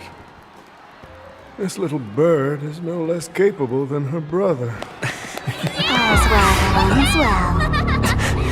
Right. But have you forgotten someone, my gray-haired friend? I put a bomb on this ship. You have 10 minutes to find it. Better hurry. When did this get shoved into my hands? There's still so many bombs. Now's not the time for the plot payoff. I can't handle this alone. Time to create a group and inform everyone.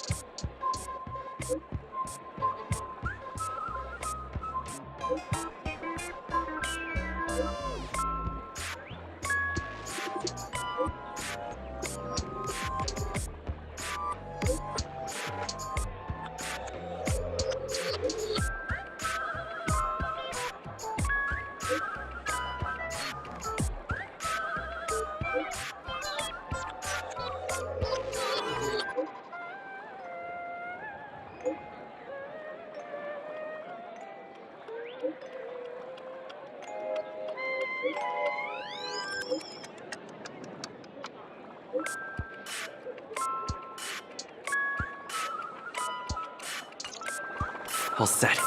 Let's start following the plan.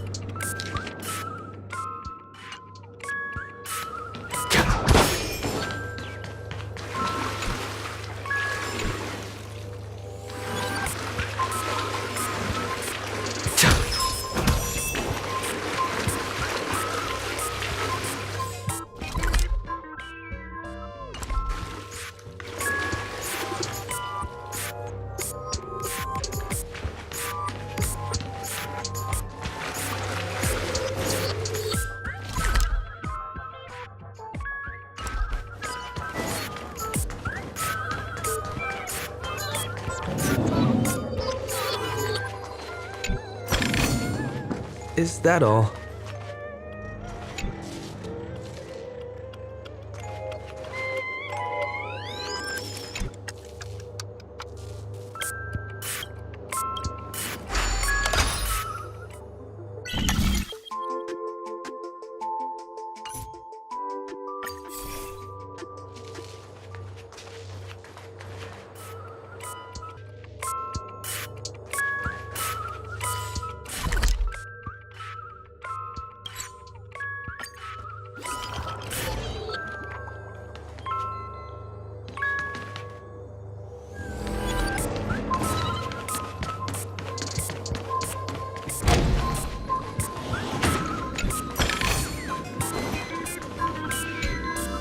Hello, I'm a bomb. There's still some time before I explode, so you can take a look around first.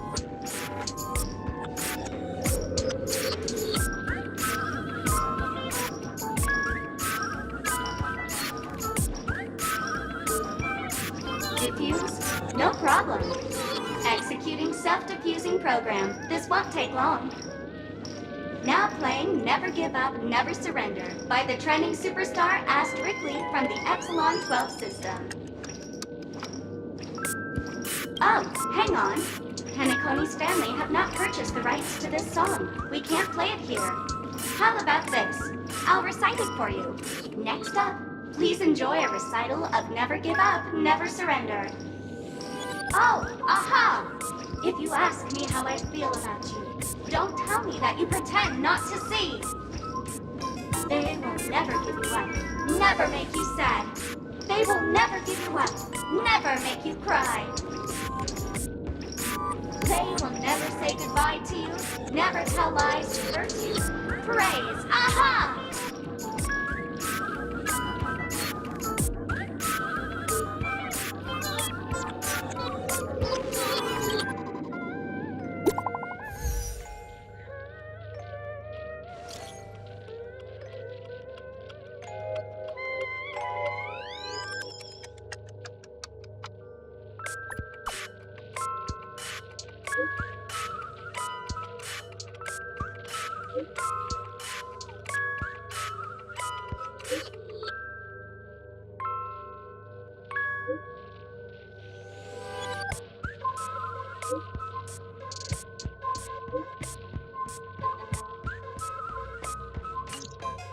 At least I made some progress.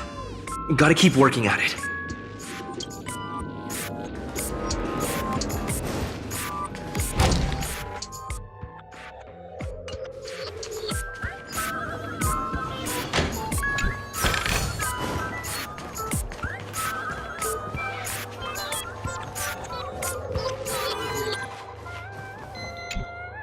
Hello, lovely actor.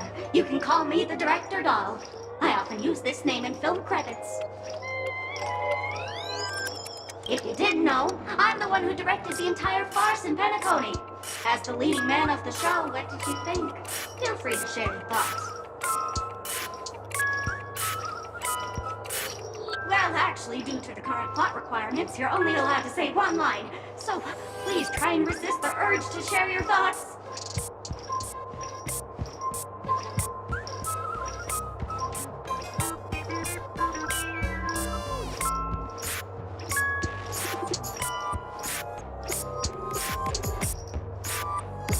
Really? You really have no questions? Okay then. What a pity. Since you're done asking questions and I'm done answering, according to the script, I must reveal to you the fact that there's no bomb here at all, thus causing you to want to kick yourself for spending this whole time listening to me prattling on, after which we will part ways. But don't fret, I've also prepared a gift for you. A dream bubble that has the thrilling life and death moments I shared with a beautiful memo keeper. If you haven't seen it yet, you should hurry up and look for Dr. Edward.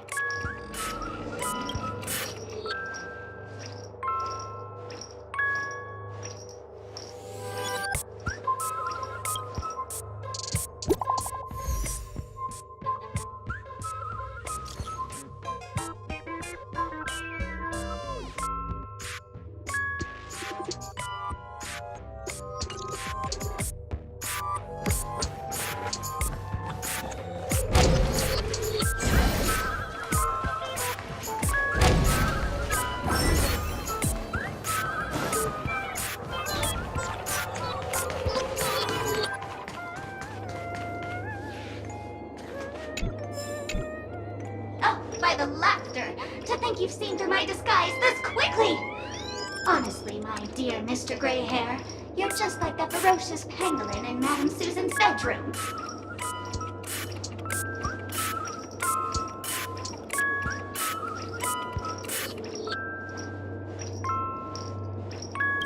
How shameful! Did Uncle Parker not teach you properly? One must pose appropriate questions at the appropriate time! I'm on to you. You're here because you accepted bribes from the duplicitous and corrupt leader of that Sparkle Gang. The scoundrel who wants to become mayor of Sparkle City. Brazen Bro! This evil city has fallen into depravity. As the Sheriff Doll, I cannot idly stand by and do nothing. And now, only this imaginary neutron bomb can completely cleanse Sparkle City of your ilk. If you wish to defeat me, you'll have to face off against the Great Sparkle's dogs. They're my fiercely loyal companions, and you'll never defeat them.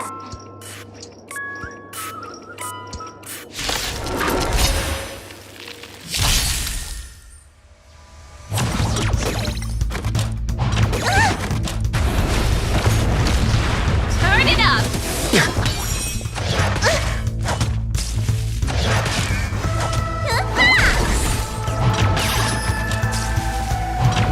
Still the same old...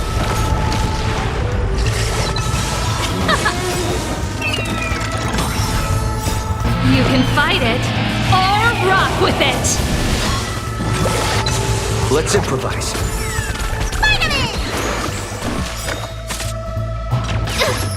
Let's rock!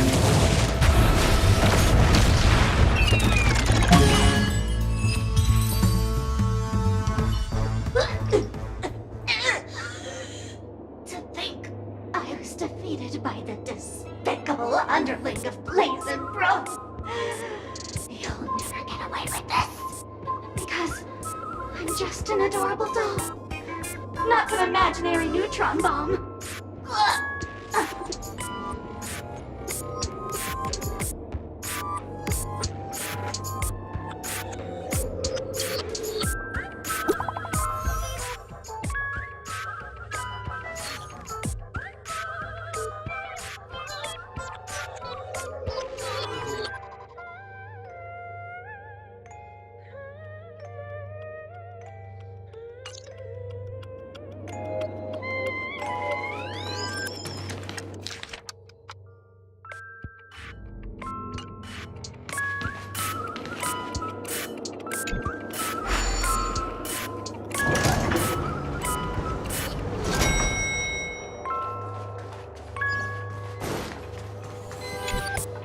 You've finally arrived, oh great gray-haired little one.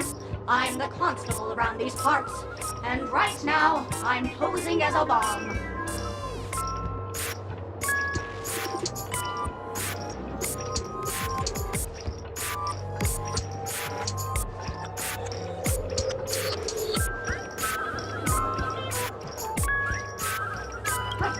This is called foreshadowing. Alright, now that you've done me, it's my turn to complete my mission. Next, I'll count down from 5 and then explode. 5, 4, 1.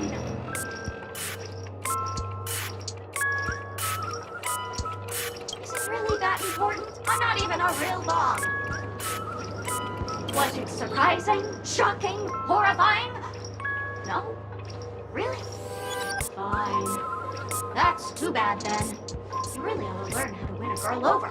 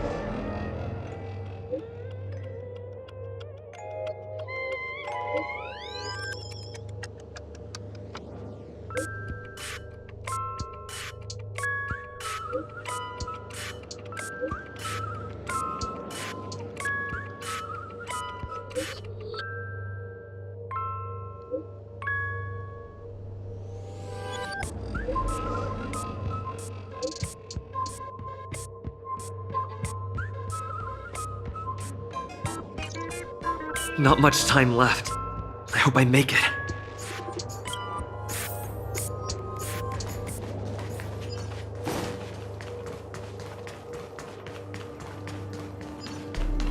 Is that Firefly? 28 minutes, 46 seconds. 28 minutes, 45 seconds. You're here!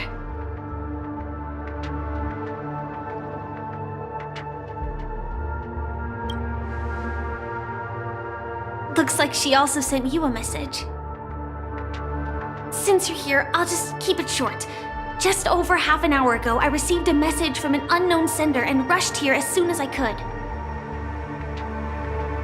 27 minutes, 52 seconds. 27 minutes, 51 seconds.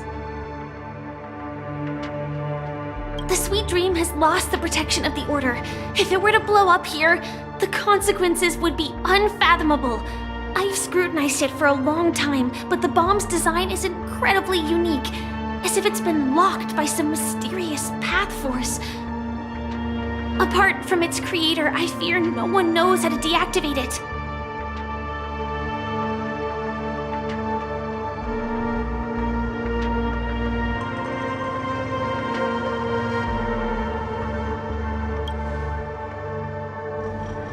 It's difficult.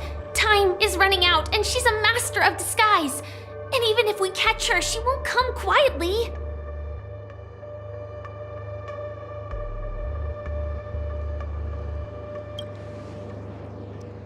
You mean the Watchmaker's guests? That's a pity. Based on my experience, I don't think any of them can turn the tide on this situation. The Memo Keeper may be able to teleport the bomb to a deserted location, but I have found a note inside the doll.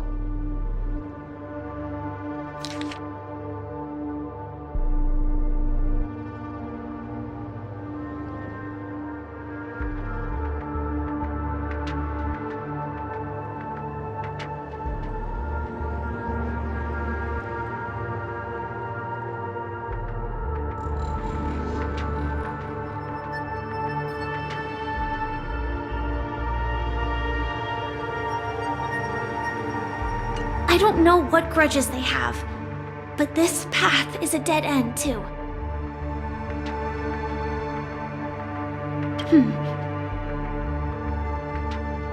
Actually, there might be another way.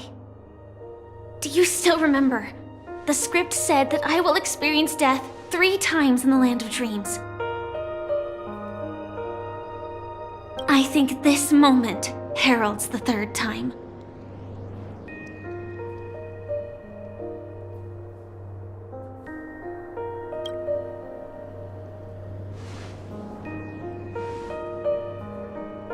You may already know that I have no way of evoking dreams. I employ a Stellaron Hunter's special method in order to enter dreams instead. This allows me to perform feats that typical dream chasers can't. As long as I can bear the pain of the Memoria pressure, I'll be able to dive into the primal memory zone beyond the dream and extend a lifeline to the Radiant Feldspar. I will take this bomb into the depths of the dreamscape, as deep as possible where there are no living souls around. That way, at least no one will get hurt.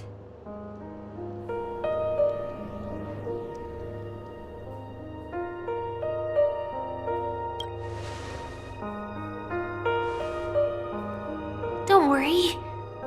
I believe that this Firefly armor will be enough to take me to where I need to go before the countdown ends. And maybe even make it back safely. At present, this is our best and most logical course of action. After all, a long story deserves a happy ending. I have some words to share with you, though they were spoken to me by Miss Acheron. She said that the so-called impossible is merely something that is yet to happen. At the moment, there are so many things that seem impossible. But are they really never going to happen? Maybe it's just that the moment to disprove these impossibilities hasn't arrived yet. Whether it be a literal ending, suffering akin to death, or a harrowing deathscape. Before the appointed destination arrives, they are all the same. Yet I can still make myriad choices. I also firmly believe that when that moment arrives for us to make a choice, the answer to our end will already be within our hearts. It is not destiny that shapes us, but we who shape destiny. The Astral Express and the Stellaron Hunters are like light and shadow. We walk on different paths, intertwined, moving forward and growing together. Maybe the end is predestined, but it is not today. Since things are going too well, let's speed up the countdown. Human life is short, just like fireflies to a flame. So if you have an answer in your heart, always remember, don't leave with any regrets. We have this right, don't we?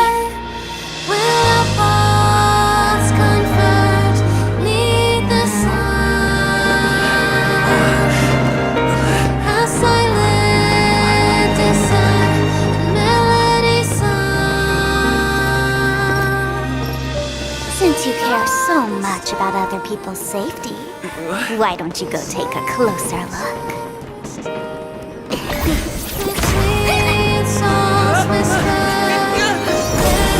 You see, everything is possible in this land of dreams. We each came here with our own goals and realized them in unimaginable ways. Regardless if the result was a sweet illusion or a bitter reality. It was an answer we longed for, day and night. So, why do people choose to slumber? I think it's as you said. Because in the end, we will wake up from our dreams.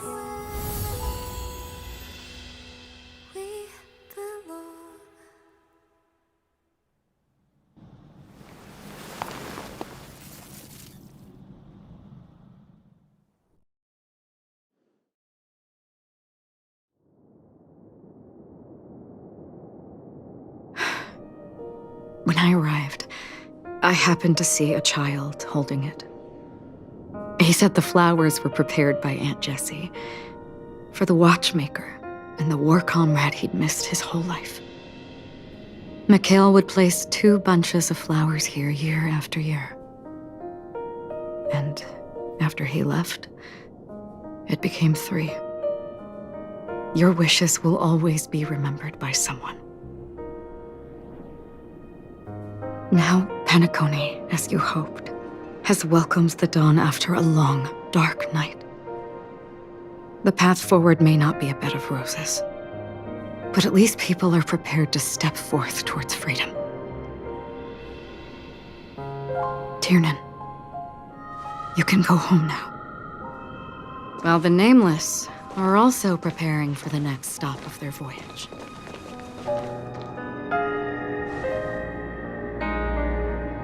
But before leaving, we still have one last thing to do.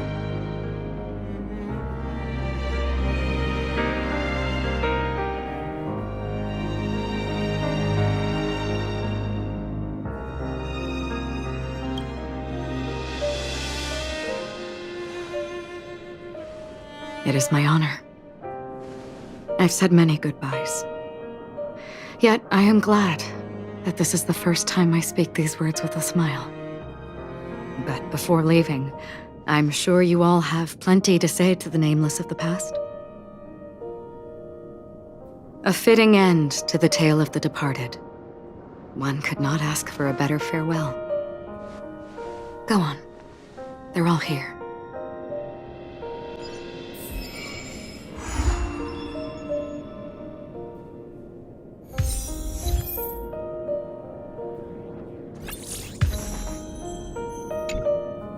Honestly, when I heard the conductor's request, I was pretty surprised. The nameless. Those who trailblaze, doing good deeds but never seeking recognition. After all this time, how would we even find those 3 people in such a vast place like Penacony? But it seems, in the land of the dreams, anything is indeed possible. History may not remember the names of the dead, but the stars will attest to their journeys. The first glimmer of light in the prolonged night often illuminates little, as it is fleeting in the darkness too vast. But because of this, people will remember. As long as something shines in the night sky, then when the first star falls, countless more will follow, streaking across the horizon. Brooklyn Tiernan, Rosalina J. and Estella, we raise a toast to you, trailblazers of the Silver Rail. A toast to history that no longer remains silent. The passionate and courageous pursuit, and a voyage that traverses the stars.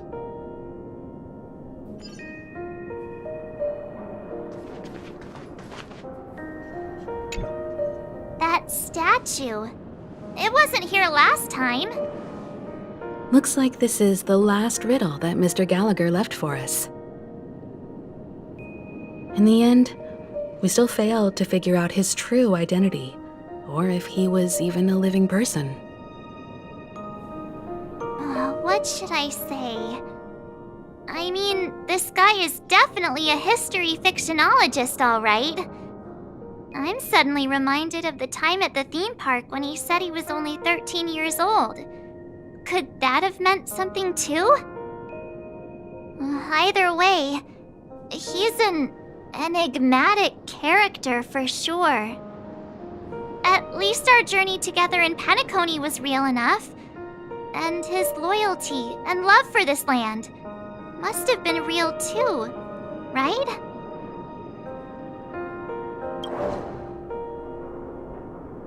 Gallagher, we raise a toast to you, the slumbering hound. To the festival's invitation, to all lies and the singular truth. If we ever meet again, please don't talk in riddles.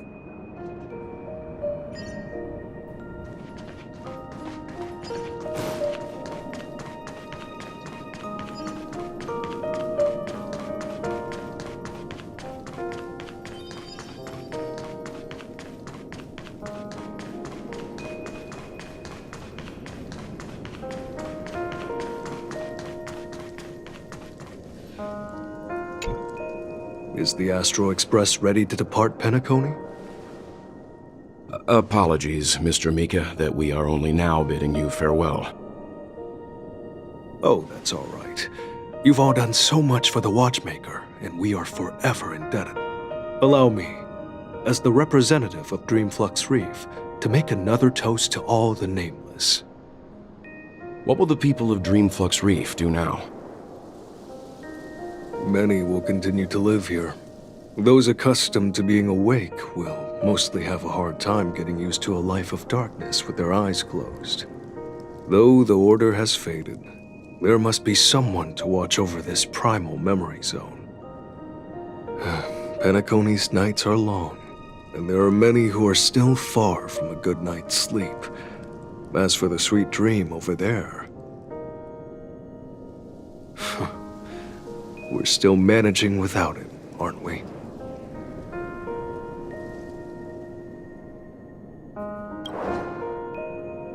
Mika and residents of Dreamflux Reef, we raise a toast to you, watchers of the long dream.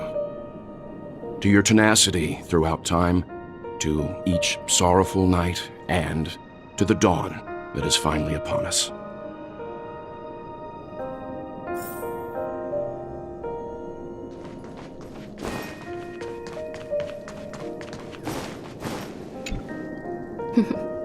In the end, we still came full circle. This trailblazing expedition started from the moment you and a bellboy ran into each other. After going on a journey of many twists and turns, they still ended up where they started. Just like a clock's hands that turn round and round, the start and end of each day will always land on 12 o'clock, the advent of time moving forward. There shouldn't be much left to say. This entire adventure started because of you, and should naturally end with you. And then, a new page will be turned. Mikhail Char Legwork, we raise a toast to you, watchmaker of the land of the dreams, nameless of the Astral Express. To Penacony's past, present, future, and the child's unwavering dream unto death. With that, our duty as nameless should be complete, right? The Trailblaze can illuminate the way. But ultimately, the future of a world belongs to those who live in it.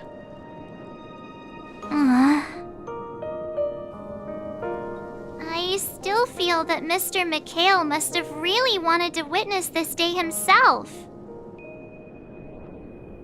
What's on your mind, March? Just a strange feeling. I had it a few stops ago, but it's super strong this time. Why not talk about it? Maybe everyone's thinking the same thing.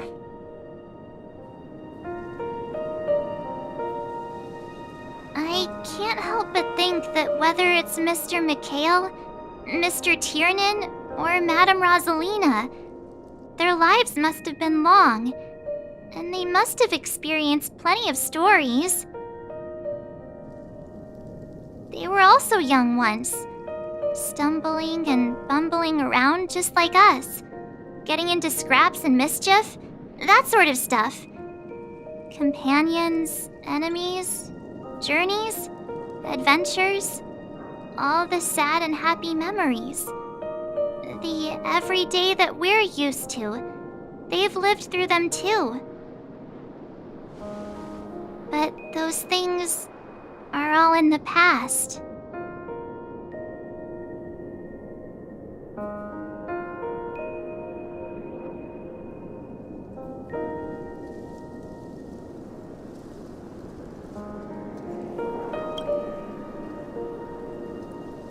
Yeah, maybe that's the precise thing I can't let go of.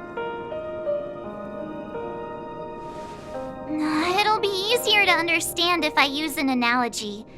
Like when you're reading a book.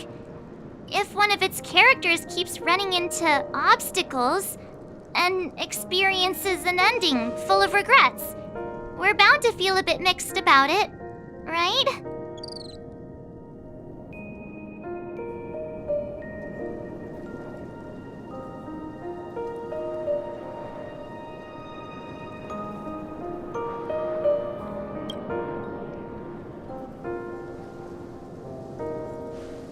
Because we've seen every nook and cranny of their lives, we see these people as special.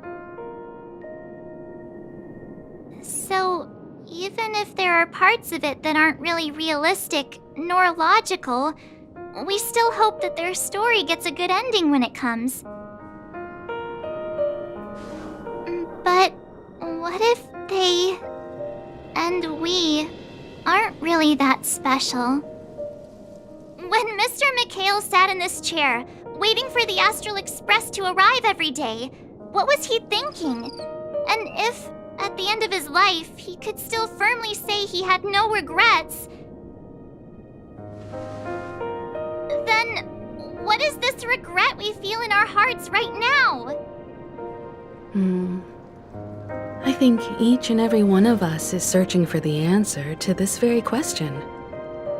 The universe is vast, and our lives are but specks. The Trailblaze never ends, but against the backdrop of the cosmos, the average person's lifelong journey is merely a short stretch. But It is in this minuscule distance that paths cross and countless worlds connect.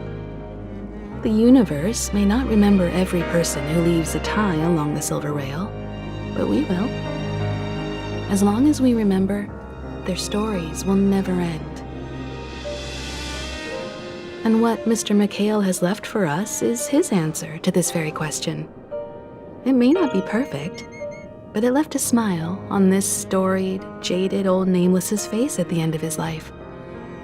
And its meaning will be interpreted by those who come after us. It's not the answer that's important, but what we can learn from others' answers, right?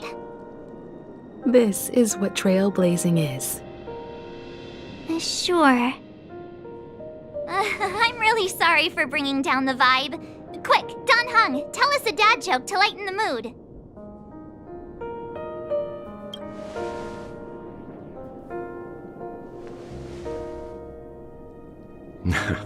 It's never a bad thing to reflect. One day, we'll all have to face our own farewells.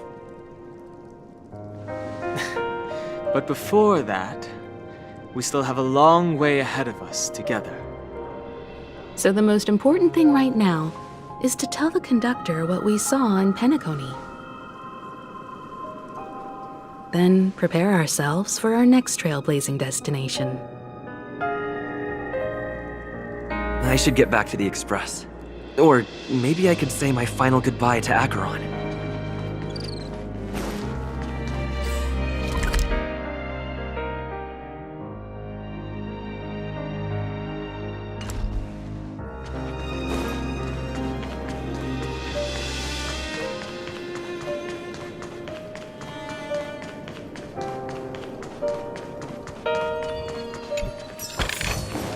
Looks good.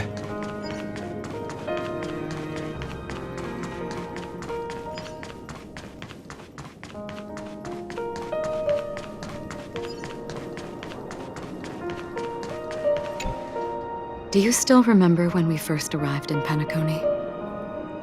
Who would have thought our paths would cross in such a way?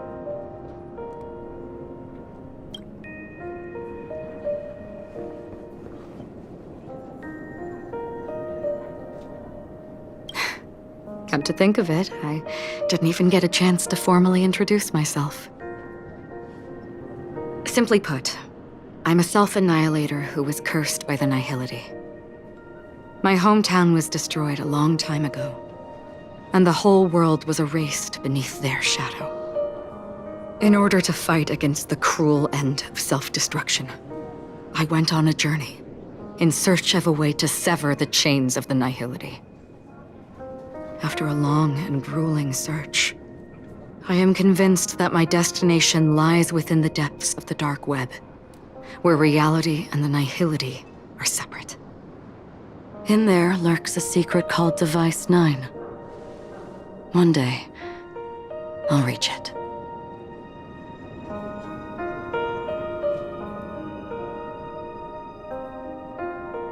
Ah. In that case, I must apologize for my rudeness. Do you remember when we first met? I once said you reminded me of an acquaintance. Because of the Self-Annihilator's curse, my memories are stripped away, blurring my past. And after our journey together, what I originally thought were familiar feelings were merely illusions. I believe this was truly our first meeting.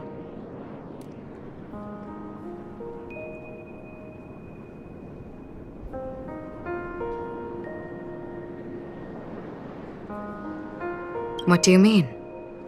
It's improbable that you've crossed paths with my past self. What I mean is, there is nothing left to retrace there. Only nihility.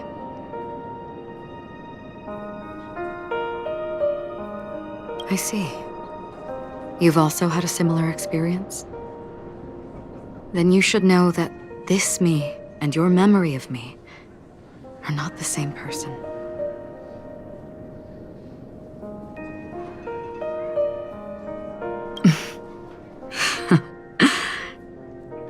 Long ago, I too was like you, with irreplaceable companions. We also embarked on journeys, making the best choices we could, whenever we could. Unfortunately, we didn't achieve the outcome we wanted. But moments like this make me feel like they never even left. In this universe, there exist countless worlds that are similar yet different, and countless people who are alike yet distinct.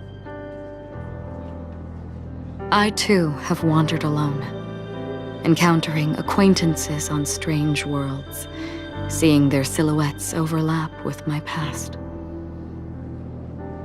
In your opinion, what does this déjà vu mean?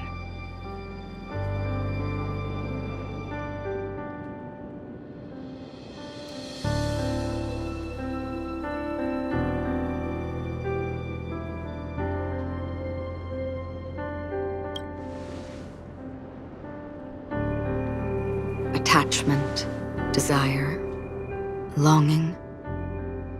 They may all be right, but they are all incomplete. I believe it's not something external, but something that originates within us. An emotion that traverses time from a certain moment of our past to reach us. Perhaps it's a source of warmth and happiness, or maybe it brings pain and sorrow. Each time we reminisce on our past, we always seem to notice a tiny but unforgettable instant that we left behind us, along with certain other things that remain constant throughout. That is a summary of our lives, encapsulating everything about us in these moments, proof of our shared path. Within them, we glimpse our own essence, and thus, we truly exist.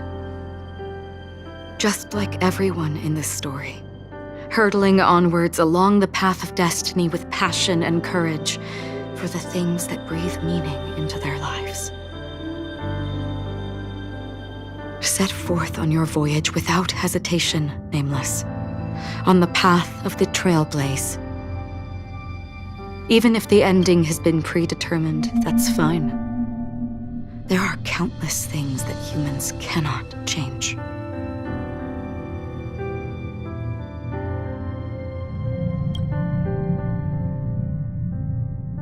But before that, on the road towards the end, there are still many things that we can do.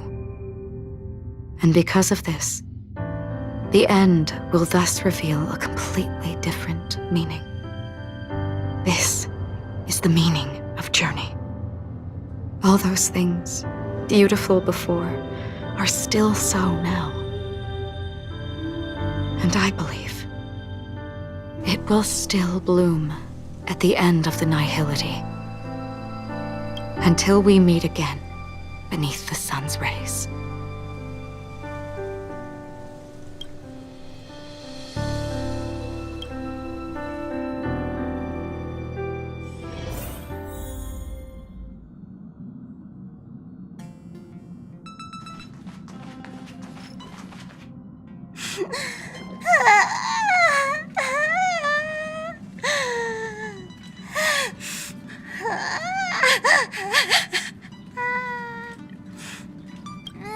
There. Chin up, Pom-Pom. Don't be sad. Don't cry. Wow. Your method of consolation is truly unsophisticated. Still better than just standing there like a scarecrow. How could you say that? Don't be so mean. And while you're here, why don't you help me comfort Pom-Pom? We told Pom-Pom all about our adventure, and they suddenly started crying. I've never seen Pom-Pom so sad before. The conductor never cries. Pom-Pom is never sad. Pom-Pom is just angry. Yeah, angry.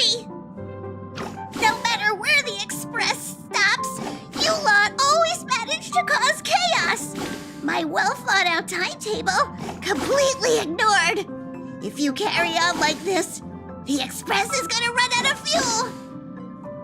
That's right. Pom-Pom is just angry. It's not because of Misha, Tiernan, Rosalina, and the rest.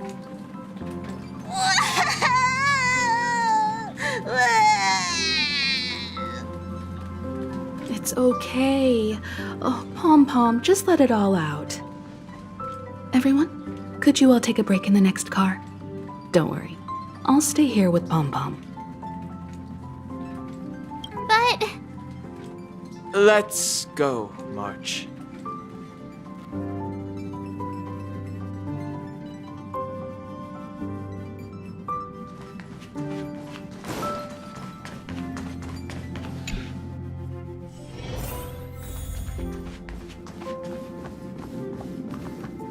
I never expected Pom-Pom would be so distraught.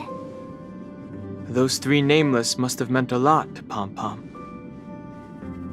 No one knows exactly when Pom-Pom boarded the Express, but one can surmise that their journey has been filled with many hellos and goodbyes. Probably more than we can imagine. The fact that they're crying so hard is probably a good sign. It proves that Pom-Pom's emotions haven't become dulled by the grind of time. They still deeply cherish every nameless who has boarded the Express and value every journey shared with them. Leave it to Himiko. When it comes to comforting, there's no one better on the Express. Well, they were a little emotional at the time, but I'm afraid that's not out of the question. Since you joined us, the Express has stayed longer than anticipated at every stop along the way, and to ensure that everyone always makes it back on board, Pom-Pom has had no choice but to delay the warp jump schedule. I see. No wonder I can regularly hear Pom-Pom pacing anxiously up and down the corridor. Turns out Pom-Pom's been silently putting in a lot of work for us. Wow. Different from typical vehicles, the Astral Express converts every Trailblaze into the energy it needs to run. Ideally, as long as trailblazing expeditions continue without interruption, the Express will receive a constant flow of energy, much like a perpetual motion machine. But because of our previous encounters, fuel is being used up much faster than expected. We can probably only pull off 2 more warp jumps at most. Only 2 more? Isn't that super risky? Oh, I don't want to become an ice cube floating around in space again.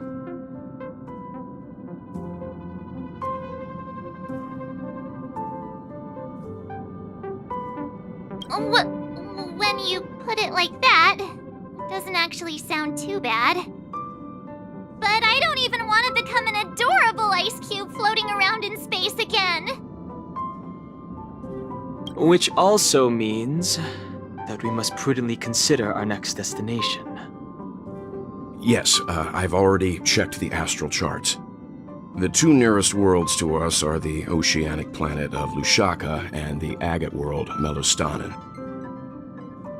As for which one we're headed to, that still requires a vote. Or perhaps you might consider a suggestion.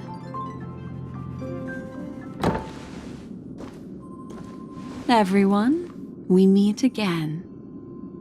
It's you! Why were you just in my room? It's a very cute room, Miss March. Just like you.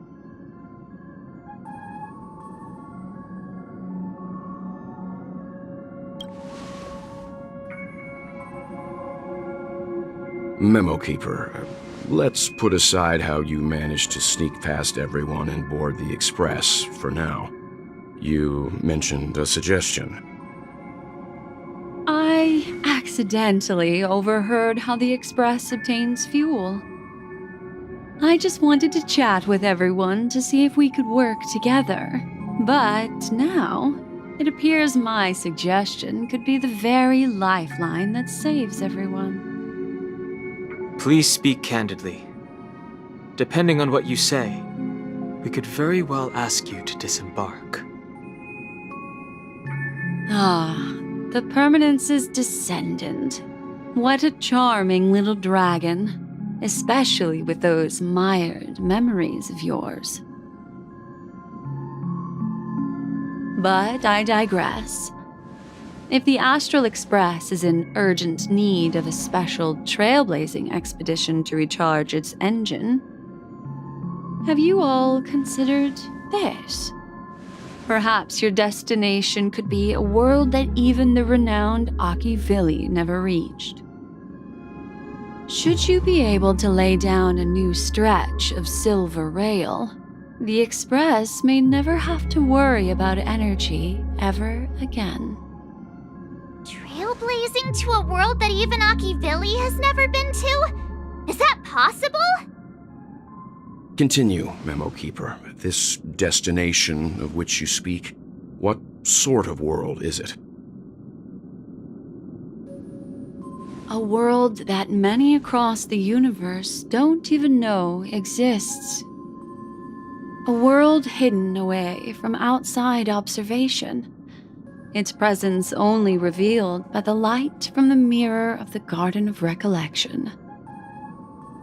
A world fettered by 3 paths, its destiny hanging in the balance. The Eternal Land, Amphorius.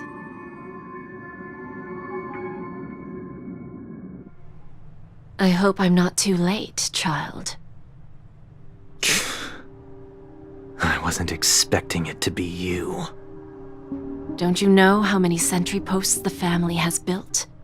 And how hard it is to get you out of here?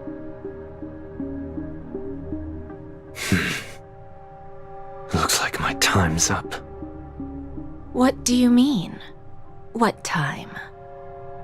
Negotiation, interrogation, or death. My fate lies entirely in your hands, Lady Bonajade. The dance is done. Why bother with the compassionate pretense and give someone who's about to die the chance to talk? Despite your fall from grace, you still look well. I'm very glad to see that you're so full of verve. Do not insult my pride with half-veiled sarcasm. Have you specially come to see me just to sate your vile vanity? Oh, of course not. I merely came to fulfill your younger sister's wishes. To offer you a generous trade. That is, if you're willing to accept. Robin? To build a true haven where everyone can attain peace. That's the oath between you siblings, isn't it? If I told you there was still a chance to realize this vow, would you be willing to talk to me then?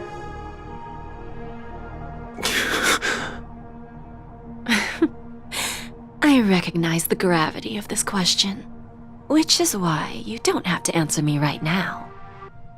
Go now. You are free, O Chosen One, who dare to exceed his bounds, sever your wings, descend to the mortal realm, and walk their lands. See what this world is truly like. I will not accept your charity. As I mentioned earlier, it's a trade, and you don't have to give me an answer right now. Rewards are not reaped in a day, and if there's one thing I'm best at, it's waiting. The sweet dream still continues, and the night is still long. You have plenty of time to contemplate your answer.